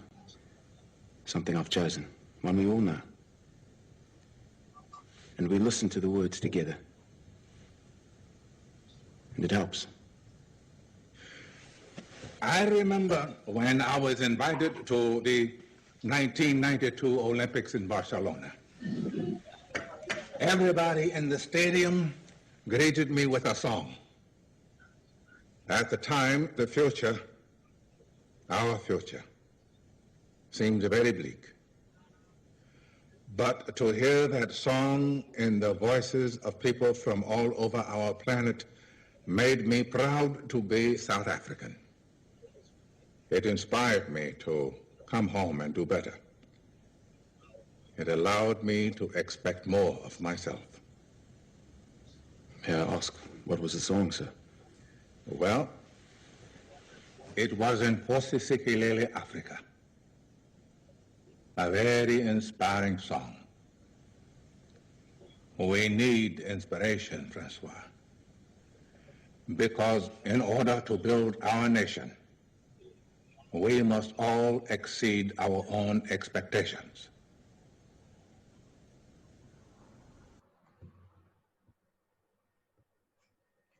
Right. I think you went through the video. Who is there in the video? Anybody? Nelson Mandela. Nelson Mandela, and the other one is South African captain. South African captain. Have you watched this one? Yeah, I have watched. I have watched. Right. So what is the story? මොකද්ද ඔය story එක චුට්ටක් අපිට කියන්න පුළුවන්ද විනාඩියකින් දෙකකින් වගේ? Nelson Mandela South African president වුණාට පස්සේ එයාට තියෙන චැලෙන්ජස් ටික කොහොමද මෙයා කරන්න කියන එක එතෙන්දී යාට හම්බ වෙනවා. ඒතකොට ඇත්තටම සවුත් ඇෆ්‍රිකන් රග්බි ටීම් එක ඒ තරම් හොඳට පර්ෆෝම් කරන්න නැහැ. ඒගොල්ලෝ සෑහෙන පල්ලෙහැන් ඉන්නේ. ඒගොල්ලන්ට සවුත් ඇෆ්‍රිකා වලදී රග්බි වර්ල්ඩ් කප් එක හොස්ට් කරන්න chance එකක් තියෙනවා ඒ කාලේ. එතකොට නෙල්සන් මැන්ඩෙලා එක යූස් කරනවා ඉන්වෙස්ටර්ස් ලව ගෙන්න ගන්න. එතෙන්දී ඒගොල්ලෝ පර්ෆෝම් කරන්නත් ඕනි රග්බි ටීම් එක නැත්තම් ඒ ඉන්ෆ්ලුවන්ස් එක ගන්න බෑ. ඒකට එයා රග්බි ටීම් එකත් එක්ක වැඩ කරලා ඒ වර්ල්ඩ් කප් එක සෑහෙන පල්ලෙහාට ටීම් එකක් වර්ල්ඩ් කප් එක දිනන තන්තරත් ගේනවා. ඒකම එයාගේ අනිත් පැත්තෙන් එයාගේ ඉන්වෙස්ටර්ස්ලා ගේන වැඩි කරගන්න පුළුවන් වෙනවා. මොකද එයා බලනවා කොච්චරක් views තියනවද කියලා වර්ල්ඩ් කප් එකකට. රග්බි වර්ල්ඩ් කප් එකකට. මම හිතන්නේ ඒක තමයි ෂෝට්. ඔව් තව ලොකු දෙයක් එයා ඕකෙන් කරනවා ඒ වර්ල්ඩ් කප් එක. කළු සහ සුදු අයගේ තියෙන ප්‍රශ්නය අඩු කරන්න try කරන්න පුළුවන් තරම්. ඒ කියන්නේ gap එක රිසෝල්ව් කරන්න. right. ඇත්තටම වෙන්නේ මේකයි. thank you Chaminda. ඔය අදහසට මම එකඟ වෙනවා. ඊට තව දෙයක් වෙනවා මෙතන මේ නෙල්සන් මැන්ඩෙලා සවුත් ඇෆ්‍රිකා බාරගනිද්දී මේ රට මේ බාරගනිද්දී මේ පොඩි දෙයක් වෙනවා. හරි රට ඇත්තටම මේ දුප්පත්කමින් ගොඩක් ප්‍රශ්න වෙලා තියෙනවා මේ සවුත් ඇෆ්‍රිකාව. ඒ වගේම මේ ගොඩක් ක්‍රයිම්ස් ඇති වෙලා තියෙනවා. ක්‍රයිම්ස් එනවා මේ ආර්ථිකය කඩාගෙන වැටලා තියෙනවා. ගොඩක් මිනිස්සු හොරකම් කරනවා. ඒ ආදි වශයෙන් ප්‍රශ්න ගොඩක් තියෙනවා. ඊට පස්සේ මේ ප්‍රශ්න වලට මුලාරම්භය මොකද්ද කියලා මෙයා හොයනවා. මුලාරම්භය මොකද්ද කියලා මෙයා හොයනකොට මෙයා දැනගන්නවා හේතුව වෙන මොකක්වත් නෙමෙයි රටේ තියෙන කලර් සෙග්‍රිගේෂන් එක කියලා. මේ සයිකොලොජිකල් ඩිවිෂන් එක කියලා. රටේ කළු සුදු ජාතින් දෙක බෙදිලා තියෙන්නේ. ඒ බෙදීම නිසා තමයි මේ ප්‍රශ්න ඇති වෙලා තියෙන්නේ කියලා එයා හොයාගන්නවා. ඊට පස්සේ එයා ලීඩර් කෙනෙක් විදිහට ඔයාලා දන්නවා ඇතිනේ යාව හිරේ ඉඳලා එයාට ප්‍රශ්න මේ හිරේ ඉඳලා එතනින් මේව වෙලා රට බාර ගන්නවා. ඊට පස්සේ ඒ තියෙන මේ ගැම්ම සහ ඒ තියෙන අත්දැකීම් තුළින් මෙයා පාලනය කරන්නේ රට. ඊට පස්සේ මේ සයිකොලොජිකල් ඩිවිෂන් එක කලර් සෙග්‍රිගේෂන් එක රටේ නැති කරන්න මෙයා එක ස්ට්‍රැටජි එකක් විදිහට ස්පෝර්ට්ස් කියන දේ අයිඩෙන්ටිෆයි කරගන්නවා. හරි ස්ට්‍රැටජි එකක් විදිහට මෙයා අයිඩෙන්ටිෆයි කරගන්නවා. ඊට පස්සේ මේ බාස්කට්බෝල් තුලින් මෙයා රටේ මේ කළු සුදු ભેද නැති කරනවා. හරි හරිම ලස්සන මෑඩම් පොඩි දෙයක් බාස්කට්බෝල් නෙමෙයි නේද රග නේද? sorry රග right මේ ඒක තුලින් නැති කරනවා. ඊට පස්සේ දැන් මේ රටේ තියෙන ප්‍රශ්නේ කළු සුදු ભેදයනේ. මේ කළු සුදු ભેදය මේ වෙනකොට දැන් මෙයා එක පොඩි ස්ට්‍රැටජිස් වලින් තමයි ඔක ඇඩ්‍රස් කරන්නේ. මේ පළවෙනියට එයාගේ මේ security මේ කියන්නේ එයාගේ බොඩිගාර්ඩ්ස්ලා ගොඩක් වෙලාට සුදු ජාතිකයෝ ඉන්නේ. මෙයා කළු ජාතිකයෙක්වත් දානවා. ඊට පස්සේ ඒ කට්ටිය මේ ඒ කට්ටියගේ ප්‍රශ්න කොහොමද निराකරණය කරගන්නේ? ඔන්න ඔය දේ බලනවා. හරි. ඔය ආදි වශයෙන් මෙයා මේ කොහොමද රටේ ප්‍රශ්නට මූල බීජය මොකද්ද කියලා අඳුනගෙන ඒක ඇඩ්‍රස් කරන විදිහ තියෙන්නේ. හරිම මේ සෙන්සිටිව් ෆිල්ම් එකක්. ඔබ බලන්න නායකයෙක්ගේ හැම ලක්ෂණයක්ම මේකෙන් ඉගෙන ගන්න පුළුවන්. මේක නායකකරණය ගැන ඉගෙන ගනිද්දී ගන්න මේ මොනවාද අර මොටිවේෂනල් ෆිල්ම් එකක් වගේ මේ ෆිල්ම් මේ වගේ දේවල් වලින් ඔබට ඔයාගේ ජීවිතයට ගන්න පුළුවන් දේවල් ඒ වගේම ඔයාගේ වැඩ කරන ආයතනයට ඔයාගේ බිස්නස් එකට ගන්න පුළුවන් දේවල් ගොඩක් තියෙනවා. ඉතින් පොඩ්ඩක් මේ ෆිල්ම් එක වෙලාවක් තියෙන වෙලාවක බලන්න. මේ නෙල්සන් මැන්ඩෙලාගේ කතාව මම පෙන්වුවේ ඒකයි. මෙයා මිනිස්සුව ඉන්ස්පයර් කරන්නේ ඔය අන්තිමට පොයම් එකක් ගැන කියනවා මේ ෆ්‍රැන්කොයිස්ට. මේ ඊට පස්සේ කොහොමද එයාලව ඉන්ස්පයර් කරන්නේ කියලා තියෙනවා. කොහොමද මේ කට්ටියව මේ එකට කරගෙන තියාගන්න කියලා කියනවා. අන්තිමට මේ මැච් එක දිනීම තුලින් එයා මේ රටේ තියෙන කළු සුදු ભેදනය නැති කරන්න ඒක අයින් කරන්න යා දායක වෙනවා ස්ට්‍රැටජි එකක් හදනවා. හරි. ඉතින් ඒ එක ලීඩර්ෂිප් ස්ට්‍රැටජි එකක් ඒ ප්‍රශ්නෙට ඇඩ්‍රස් කරපු ආකාරය. හරි. නෙල්සන් මැන්ඩෙලා කියන්නේ persuasive leader කෙනෙක්. ඉතින් ඔබ එක බලන්න leadership කියන එක ඉගෙන ගන්න පුළුවන් ෆිල්ම් එකක්. මම ඔක පෙන්නුවේ මේකයි. leader and manager කියන එක වෙනසත් අපි දැනගන්න ඕනේ. එතනදී නෙල්සන් මැන්ඩෙලා ටච් කරන්නේ ඇඩ්‍රස් කරන්නේ sensitive points මිනිස්සුන්ගේ. හරි. මැනේජර් කෙනෙක්ට කොච්චර දුරට ඕක කරන්න පුළුවන්ද? ලීඩර් කෙනෙක් මැනේජර් කෙනෙක්ගෙන් වෙනස් වෙන්නේ ඔන්න ඔය sensitivity එක මත. Right? So here I have presented a set of criteria and I have bring about how managers and leaders differentiate from each other. Right? First criteria is how do you define members of an organization? Manager defines members as subordinates. Yeah, leader defines members as followers. Manager කෙනෙක් members ලව අඳුනගන්නේ subordinate කියලා. එයා යටතේ වැඩ කරන කට්ටිය කියලා. නමුත් leader කෙනෙක් කියන්නේ එයාගේ members ලා අනුගාමිකයෝ කියලා. And the power that a manager uses is positional, the legitimate power. And the power that a leader uses is personal. What are the personal two powers? Referent power and the expert power.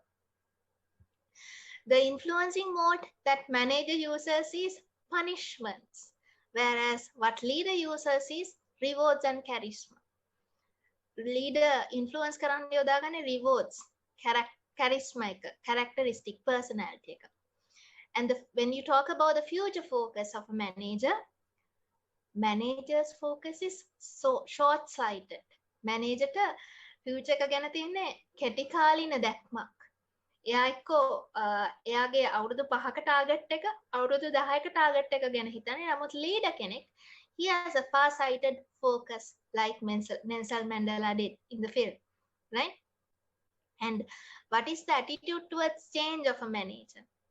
Manager wants to experience the status quo, whereas leader addresses the change in an innovative way.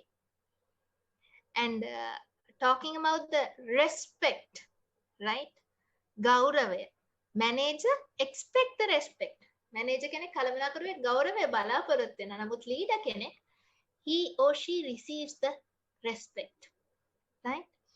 And when it comes to type of decision making, rational, logical, analytical decisions are taken by manager, right? Rational persuasion I talked with you, discussed with you, right? All the things are rational, right? We discuss how a manager is different from a like entrepreneurs or not, right? Manager is very rational, right? Tend to rely on models, computers, numbers, and crunching all that. But leader is not like that. He is emotional, charismatic, may alter the mood of the follower and raise their hopes and expectation, like you see in the dialogue I showed you a little while ago, right? There are differences, and the primary goal of the manager will be the company goal, but leaders, their primary goal might be followers' goals, right? So that is the difference, right? Now, when you are a leader, it's not about you always, it's about the others. This is a quotation of great this one who Jack Welch of General Electricals. He has quoted in one of the MBA lectures that when you are a leader, always it's about others, not about you. So when you are a leader, your primary goal is the goals of the followers, right? Not like managers. Now when you look at these characteristics of a leader, they are very much relevant to a characteristic of an entrepreneur, right? So identify the difference. කළමනාකරුවෙක් නායකයෙක්ගෙන් වෙනස් වෙන්න මෙන්න මෙහෙම. මොනවා හරි අපහැදිලි තැනක් තියෙනවා නම් අහන්න පුළුවන්, right? මැඩම් මම ජයසිංහ. ඔව් ජයසිංහ කතා කරන්න.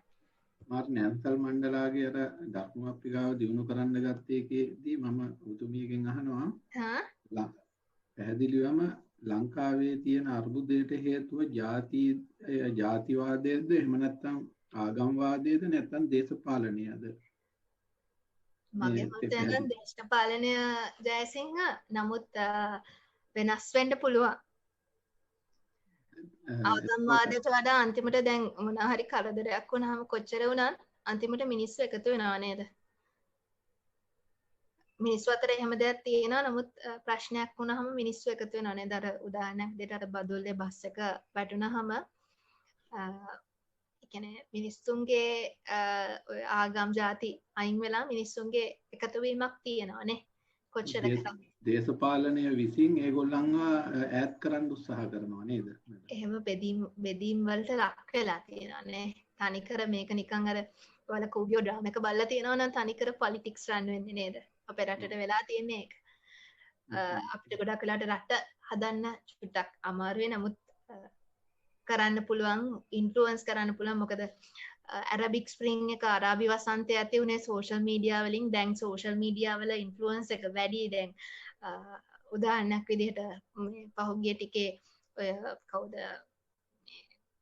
බියුමි හංසමාලිලාව මේ අරෙස්ට් කරේ සෝෂල් මීඩියා පවර්ෆුල් වුණ හින්දා.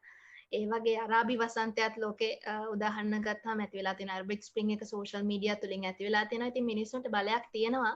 මිනිස්සුන්ට ඉන්ෆ්ලුවන්ස් කිරීමේ හැකියාවක් තියෙනවා. නමුත් පොලිටික්ස් උත් තියෙනවා. ඉතින් ලංකාවේ ක්‍රමවේදය ස්ටඩි කරලා කරන්න ඕන දෙයක්.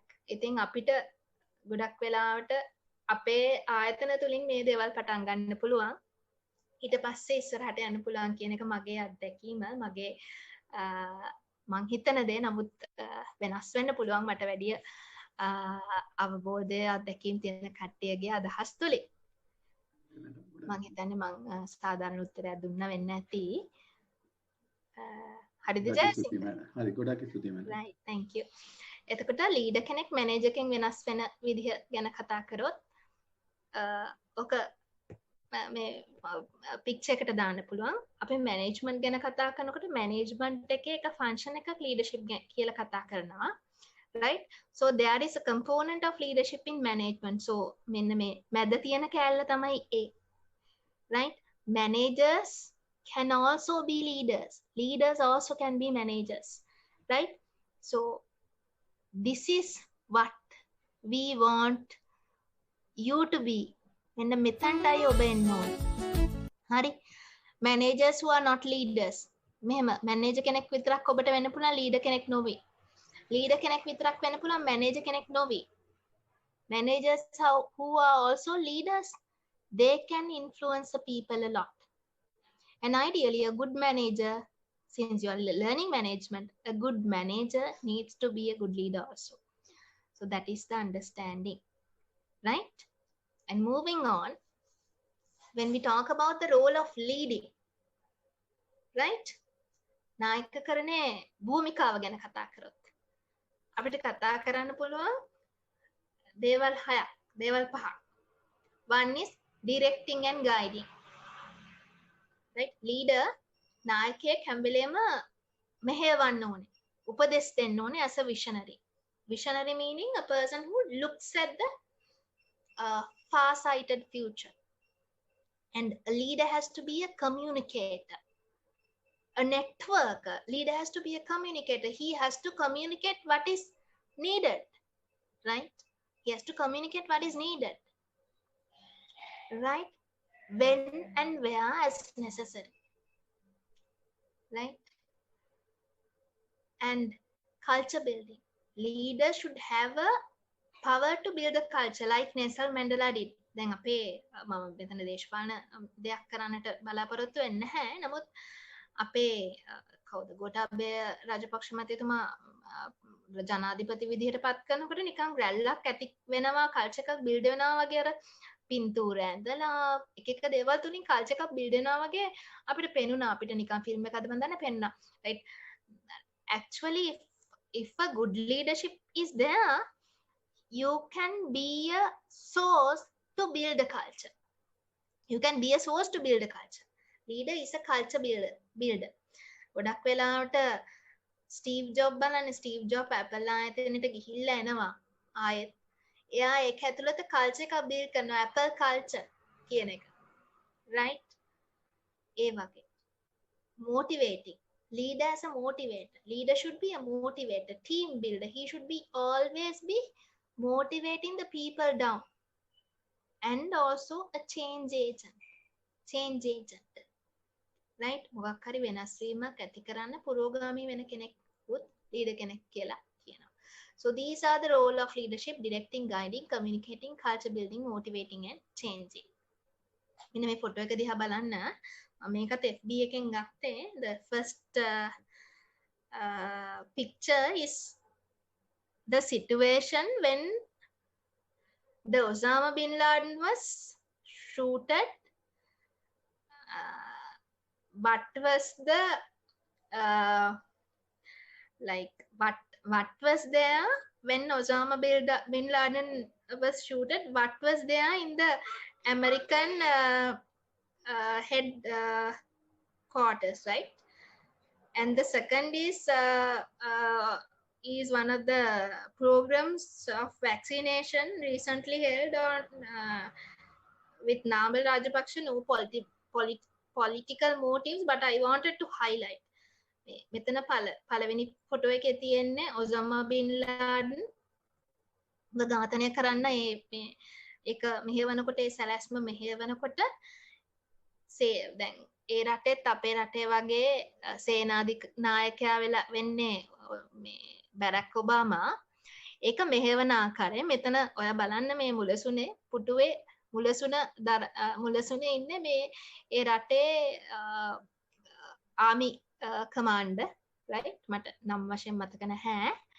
නමුත් මෙයා බැරක් ඔබාමාගේ පොසිෂන් එක බලන්න මෙයා කරන්නේ මෙයාගේ දේවල් දිහා බලන් ඉන්න එක. right? මෙයාට තමයි එක්ස්පර්ට් නොලෙජ් එක තියෙන්නේ, එක්ස්පර්ටීස් එක තියෙන්නේ. එයා තමයි හමුදාව මෙහෙවන්නේ බැරක් ඔබාමා සේනාධිනායකයා. නමුත් ඒක බලන් ඉන්නවා මේක ලොකු මිෂන් එකක් ඔසාමා බින් ලාඩන් ඝාතනය කරන අවස්ථාවේ. අන්න ලීඩර් කෙනෙක්ගේ කැරක්ටරිස්ටික් එකක්. මෙතන මේ ගොඩාක් විවේචනයට භාජනය කළා තිබා. දැන් අමර රාජපක්ෂගේ එක්ස්පර්ටීස් ඒරියා එකක් නෙමෙයි සෞඛ්‍ය කියන්නේ, වැක්සිනේෂන් කියන්නේ. එයා සුදර්ශනී ප්‍රනාන්දුපුලට මොනවාද මේ ඇඩ්වයිසස් දෙන එක ගැන ක්‍රිටිසයිස් කළා තිබා. ඒ වගේම ඔබ මාස්ටර් ස්ටුඩන්ට්ස්ලා නිසා ඔබ දැක්ක ඇති එක්ස්ප්‍රස් පර්ල් නෞකාව ගිනිබත් වෙන වෙලාවේ රෝහිත අබේගුණවර්ධන එතනට ගිහිල්ලා ඒක මෙහෙව්වා කියලා ලොකු මාධ්‍ය ප්‍රකාශයක් දුන්නා. එයාට ලීඩර් කෙනෙක් විදිහට එතන එක්ස්පර්ට් පවර් එක නැහැ. එයාට අර ඇත්තටම ලීඩර් කෙනෙක් කරන්න ඕනේ. එයා හැම දෙයකටම උපදෙස් දීම අවශ්‍යතාවයක් නැහැ. උපදෙස් දෙන්න පුළුවන්. එයා ඇත්තටම ඩිසිෂන්ස් ගන්නකොට කරන්න ඕනේ පාටිසිපටිව් ඩිසිෂන් මේකින් ස්ටයිල් එකට යන්න ඕනේ. එක්ස්පර්ට් නොලෙජ් එක තියෙන කට්ටියව ලං කරගෙන එයාලගේ අනුදැනුම මත තීරණ වලට එළඹෙන්න පුළුවන්. හරි? නමුත් අපේ රටේ ඕක නෙමෙයි වෙන්නේ. අපේ රටේ අන්තිමට බලය ක්‍රියාත්මක වීම තුලින් අර එක්ස්පර්ට් නොලෙජ් එක යට ගහනවා. අද තත්ත්වය ඒකයි වෙලා තියෙන්නේ. ඉතින් ඇමරිකාව මේ විදිහට යන්න අපේ රට මේ විදිහට යන්නත් හේතුව මේකයි. බැරක් ඔබාමාගේ පාලන තන්ත්‍රයෙන් පස්සේ ට්‍රම්ප් ආවම ඔය කතන්දරේ වෙනස් වුණා. නමුත් දැන් ආයේ ජෝ බයිඩන් ඇවිල්ලා තියෙනවා. එක දේවල් වෙවි යනවා. ඉතින් ඔය එක නායකත්ව ලක්ෂණ ඔබට මට පෙන්වන්න ඕනේ ඒකයි. right? So it's about leadership. You know how to lead. It's again a strategy. Right? It's again a strategy. Leadership. Right? But to be a leader, it's enough for you to be a director, but you can gain expert knowledge where it is required. දැන් උදාහරණයක් විදිහට බලන්න මෙතන අපි කතා කරන්නේ leader කෙනෙක්ගේ roll එක විෂනරි වෙන්න කියලා. දැන් පාකිස්තානයේ ඉම්රාන් ખાન ආවට පස්සේ මේඩ් ඉන් පාකිස්තාන් කියන සංකල්පය ඒ රටේ ඇතුළත මේ එස්ටැබ්ලිෂ් කරන්න එයා මේ වෙනවා. ඊට පස්සේ මෝදි මේඩ් ඉන් ඉන්දියා කියන සංකල්පය එස්ටැබ්ලිෂ් කරන ගොඩක් දායක වුණා. right? ඒ වගේ විෂනරි ලීඩර්ස්ලා හරියට එක්ස්පර්ට් නොලෙජ් එක අරන් වැඩ කරන්න ඕනේ. අපේ රටේ වියත් මගෙන් පළවෙනිට කරන්න ගියා නමුත් මේ වුණේ අපේ රට ඒ කියන්නේ ඒ කාණ්ඩුවක් නෙමෙයි හැමතැනම පස්සට යන්නේ. දැන් ජයසිංහත් කිව්වා වගේ මේ දේශපාලනකරණයේ තියෙන වැරදි දේවල් හින්දා දැන් ඇමරිකාව වගේ නම් ප්‍රතිපත්ති මාලාවක් තියෙනවා. ඒකට තමයි ඒ ප්‍රතිපත්ති මාලාව තුල තමයි වැඩ කරන්නේ ජනාධිපති හෝ වේවා. නමුත් අපේ රටේ එහෙම එකක් නැහැ. So it's all about leadership. So we need to be aware, right? What we should be aware is if you are a leader of a company, right? When you are leading a company, be considerate about this. Take the examples of the country and try not to make your organization as the country. So that's the learning from this, right? So moving on. So that's the practicalities in the world, in the context of our country, right? So we'll discuss further on leadership theories and approaches. අපි ඊට පස්සේ කතා කරන්න යනවා leadership theories and approaches ගැන. So what are the leadership theories and approaches? මට ඉස්සෙල්ලා කියන්න මොනවාද මේ theories කියන්නේ මොනවාද approaches කියන්නේ කියලා. ඔබ ඉගෙනගෙන තියෙනවා. What are theories and what are approaches? You might have learned these approaches for entrepreneurship. Approaches කියලා කියන්නේ මොනවාද?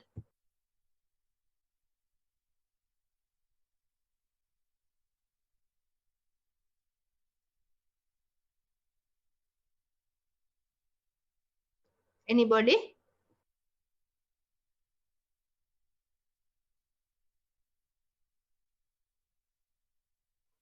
මොනවා හරි දෙයක් සම්බන්ධයෙන් යන ප්‍රවේශයක් approach එකක්.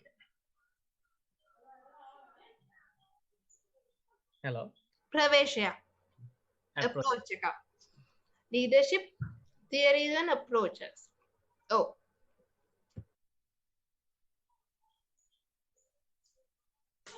මැඩම් තියරි එකක් තමයි අප්‍රෝච් එකක් තමයි ටික දවසකින් ඒක කියන්නේ කාලයත් එක්ක තියරි එකක් බවට පත් වෙන්නේ. theories ගොඩක එකතුවක් approach එකක් වෙනවා. හරිද? දැන් මෙහෙමයි. මේක මම කතා කරන්න හේතුව දැන් අපි leadership ගැන කතා කරන්නේ. leadership theories න්‍යායන් හා පිවිසුම් ගැන කතා කරද්දී ඒවා තුනක් තියෙනවා. One is trait approach, second is behavioral approach, third is situational or contingency approach. Trait, behavioral, situational, contingency approach. Now, what you have to understand is trait approach defines leaders as a way. Behavioral approach defines leaders as a way, is another way, and situational in another way. Three different approaches. They define leadership. Now, if I say, now I know Jayasingh here in the class, right? We'll try to explain like this. Now, there are people, you know, Damayanti. You're there, right? Damayanti inna neda? Oh, madam. Damayanti. ඔය ජයසිංහ අඳුන්වන්න කිව්වොත් කොහොමද අඳුන්වන්නේ? සේපාලිකා. ඔව්. sorry. Jayasinghe කොහොමද නිර්වචනය කරද්දී ජයසිංහ මං හිතන්නේ කමන්නේ නැහැ මම ගත්තට උදාහරණයක් නේද? කමන්නේ මැඩම්. කමන්නේ. ඔව් සේපාලික කොහොමද ඔය ජයසිංහ ඩිෆයින් කරන්න කිව්වොත් ඩිෆයින් කරන්නේ? ව්‍යාපාරිකයෙක් විදිහට සහ මේ එතකොට මාස්ටර් බැච් එකේදී අඳුනගත්ත මේ අපිත් එක්ක ඉගෙන ගත්ත ඇඩ්වාන්ස් ඩිප්ලෝමා එකේ ඉඳලා ආපු දැනට මාස්ටර් බැච් එකේ ඉන්න අපිත් එක්ක ඉන්න ඉහළ පෙළේ ව්‍යාපාරිකයෙක් විදිහට අඳුනගන්න පුළුවන්. අඳුන ගන්න right thank you. ඊට පස්සේ මෙතන ඉන්නවා මම ඇඩ්වාන්ස් ඩිප්ලෝමා එකෙන් ආව කට්ටියව ගන්නම් right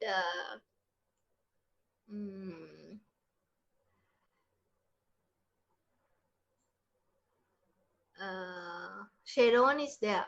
Sharon. Oh, Jayasingh අඳුන්වන්නේ කොහොමද ඔයා? නැත්නම් රවි. Hello. Oh Sharon, කියන්නේ. මැඩම් දැන් ජයසිංහ අයව මම දැනගත්තේ ඇත්තටම මේ ඩිප්ලෝමා එකේදී. දැන් අඳුන ගන්නේ නෙමෙයි එතකොට ඩිප්ලෝමා එකේ ජයසිංහ ඔයා කොහොමද මේ පැහැදිලි කරන්නේ? ජයසිංහ කිව්වම ඔයා කොහොමද යාම නිර්වචනය කරන්න කියලා මම හිතන්නේ. ඔව් තනි වචනෙන් කිව්වොත් මැඩම් ඇත්තටම ජයසිංහ අයියා ඇත්තටම දැන් මේ වැඩිමහල් සහෝදරයෙක් වගේමයි. Admal Saudara. So, It was a Ravi. Ravi Wako with Jaising Hodakin.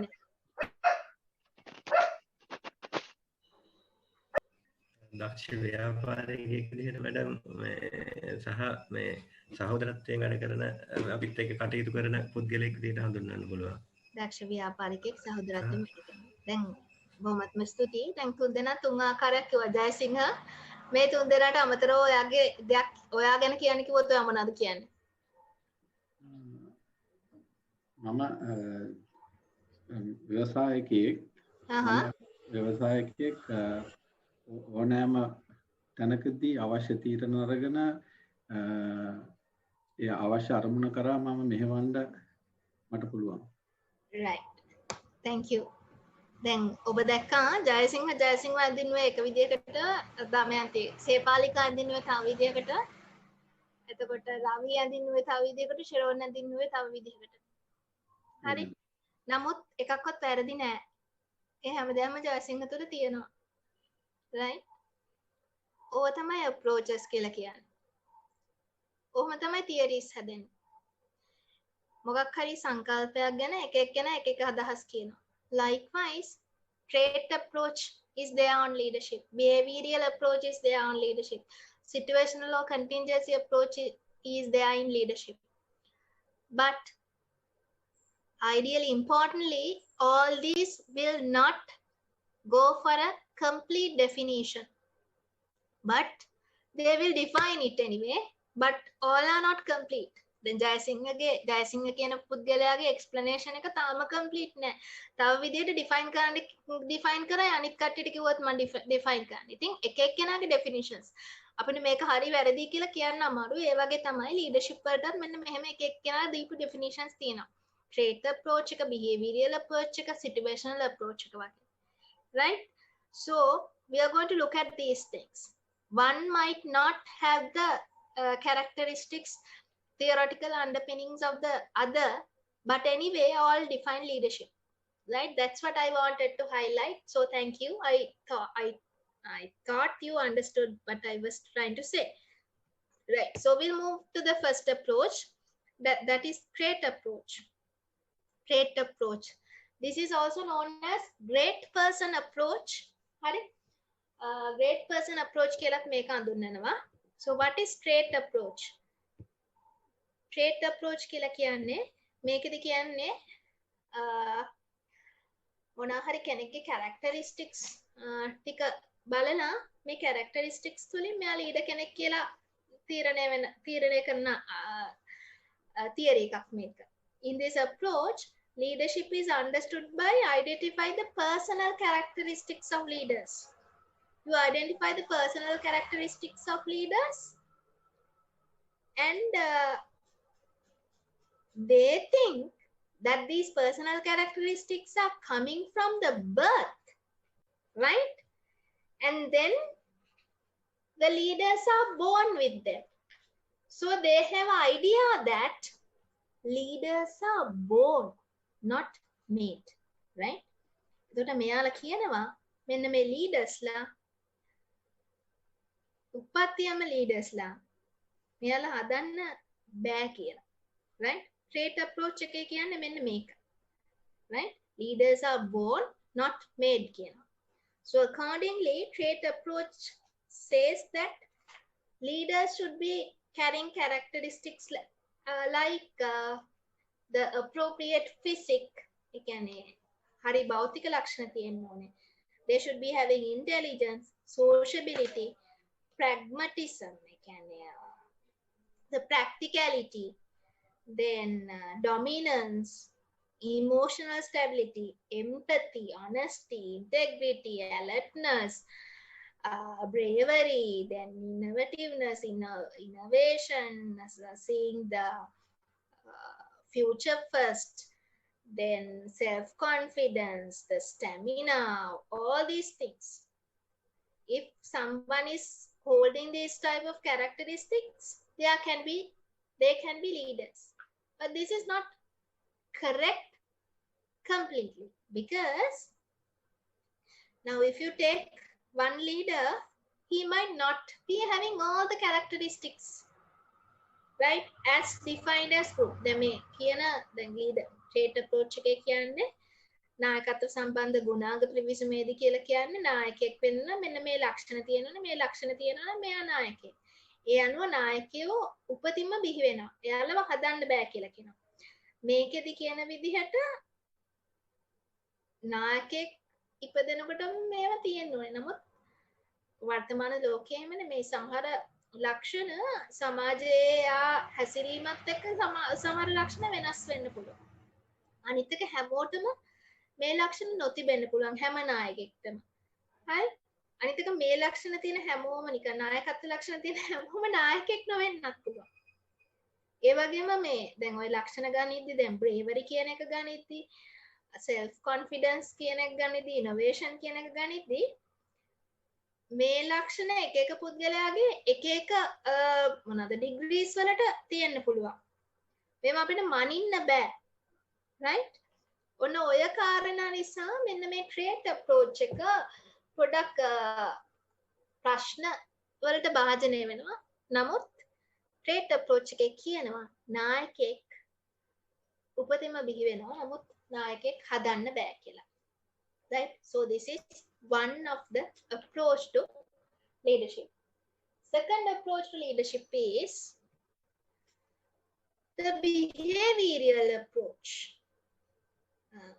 නායකත්වය ගැන තියෙන චර්යාත්මක පිවිසුම කියලා කියනවා මේකට. What is this approach?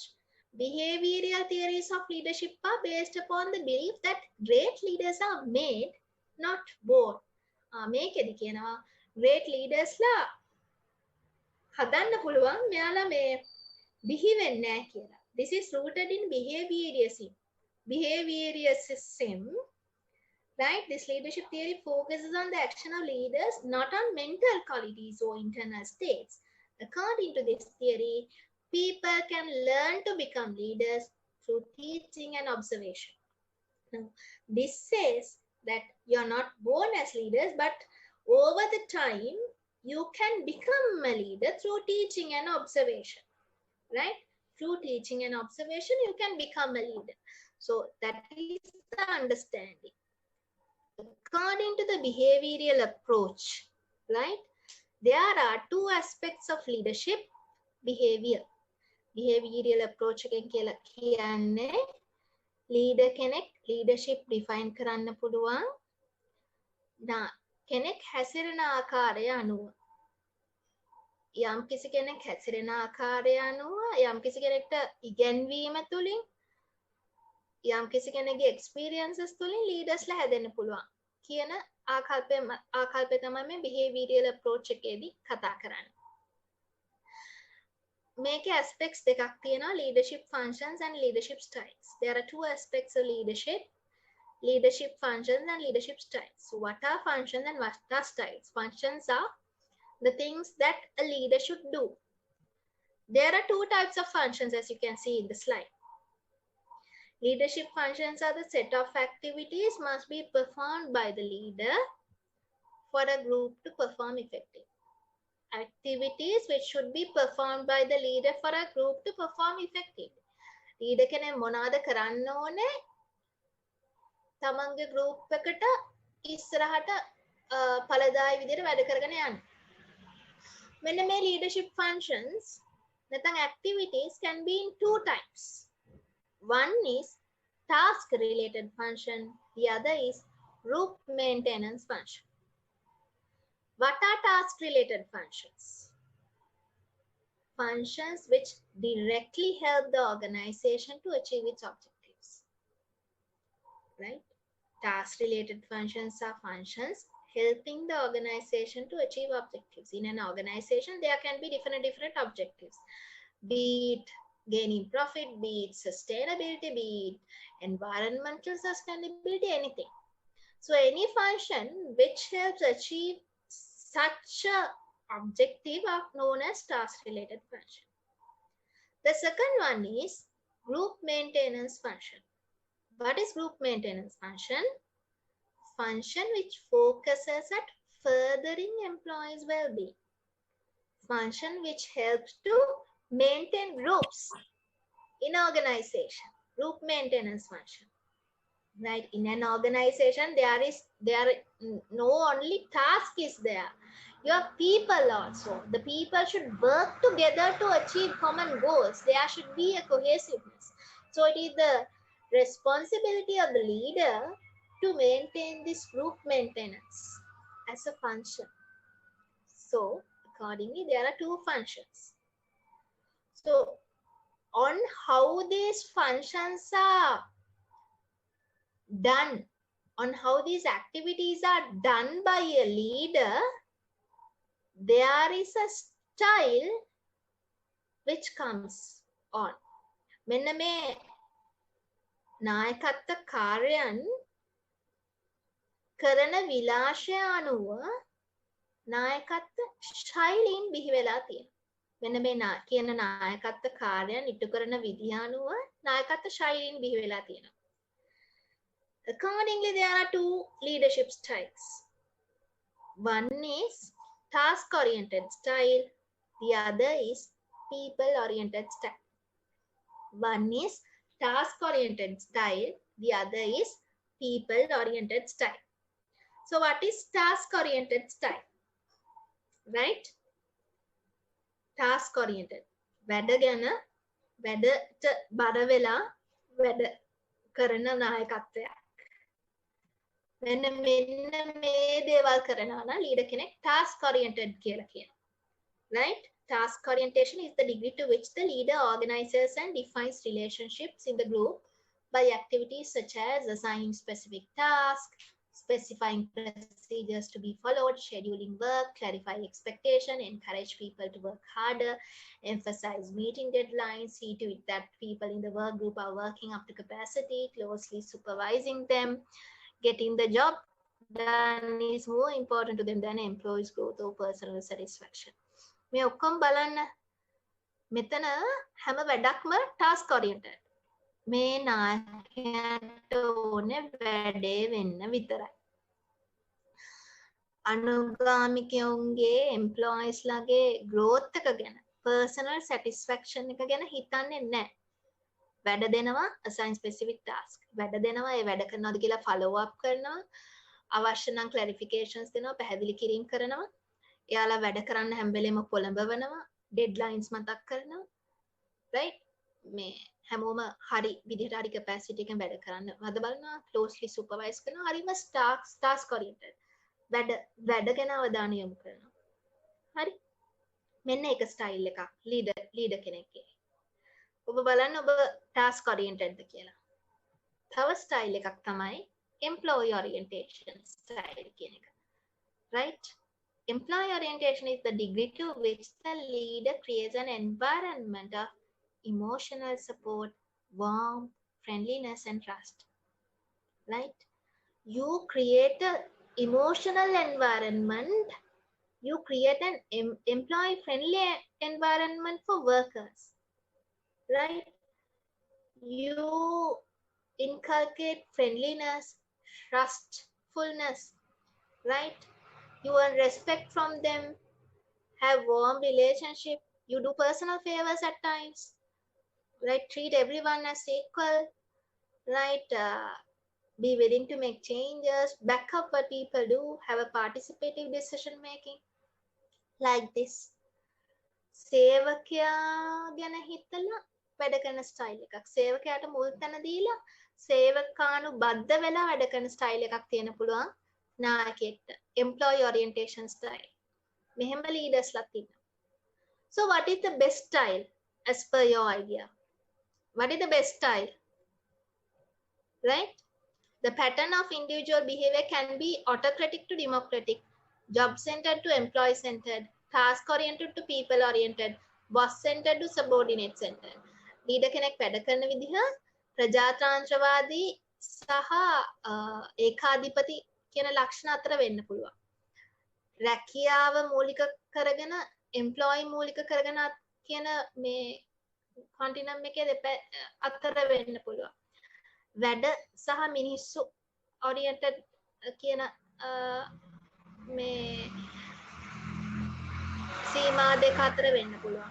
boss centered subordinate centered. boss ගැන හිතලා සහ subordinate ලා ගැන හිතලා කරන වැඩ ඒ කන්ටිනම් එක අතර වෙන්න පුළුවන් මේ ඉන්ඩිවිජුවල් ලීඩර් කෙනෙක්ගේ බිහේවියර් එක මෙන්න මේ කියන සීමාවන් අතර මේ කෙලවරවන් අතර මේ දෝලණය වෙන්න පුළුවන්. So what do you think? What is the best style, best orientation for an organization? Task orientation or employee orientation? Madam, Jayasinghe ඔය සේරම එකට එකතු වෙලා આવොත් විතරයි හරියන්නේ. සේරම එකට එකතු වෙලා આવොත් විතරයිලු හරියන්නේ. Right, we'll see. Thank you.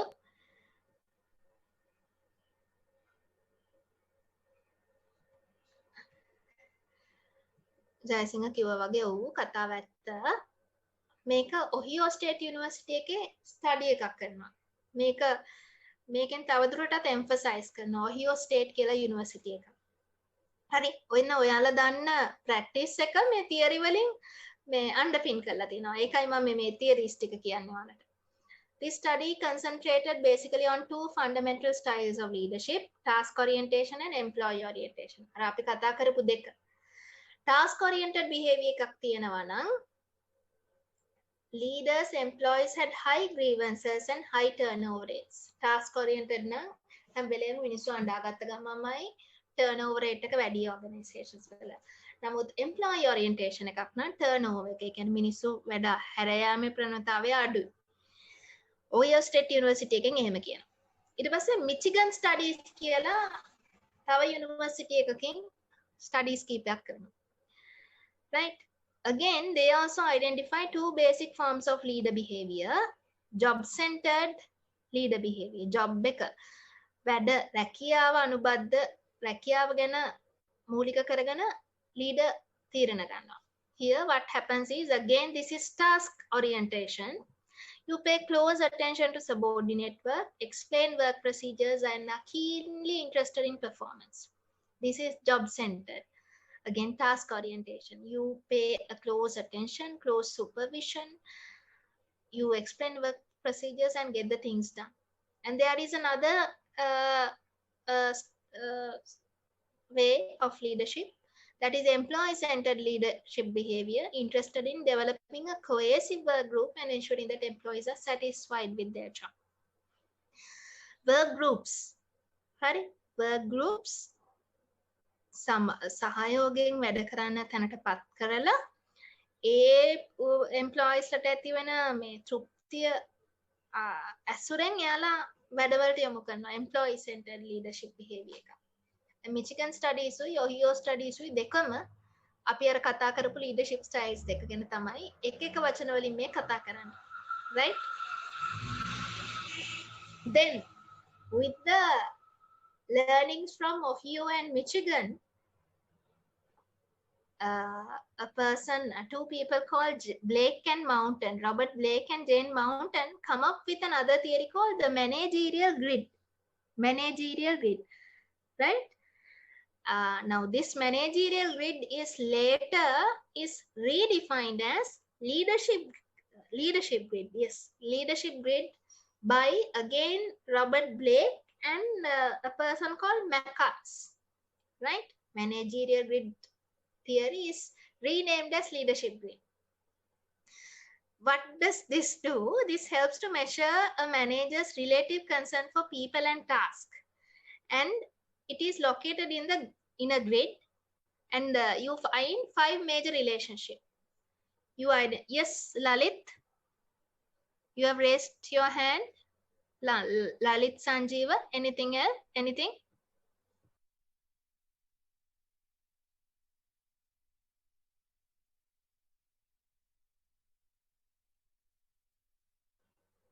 Lalit? Okay, he's not speaking, so we'll go through. Now in the managerial grid, what happens is, there are two concerns for production, that is again task orientation, and concern for people, that is again people orientation, right? In those two variables, you develop a grid, and as you can see, this is 9 into 9 grid, There are 81 boxes. Numberak 81 boxes. මෙන්න මේ විදිහට concerns for production 1, concern for people 1.1.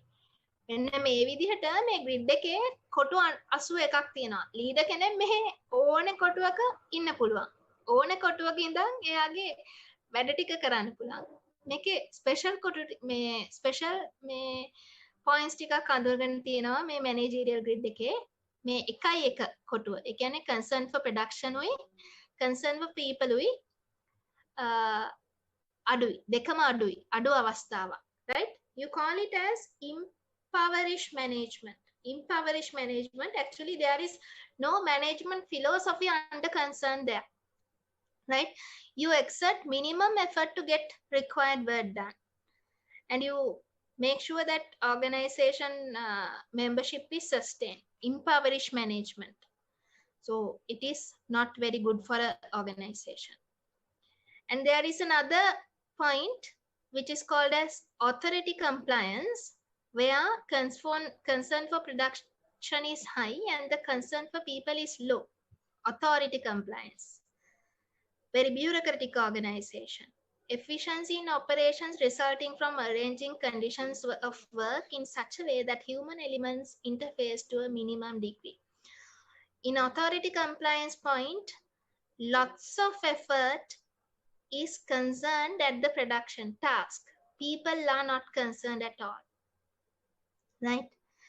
And there is another point called middle of the road.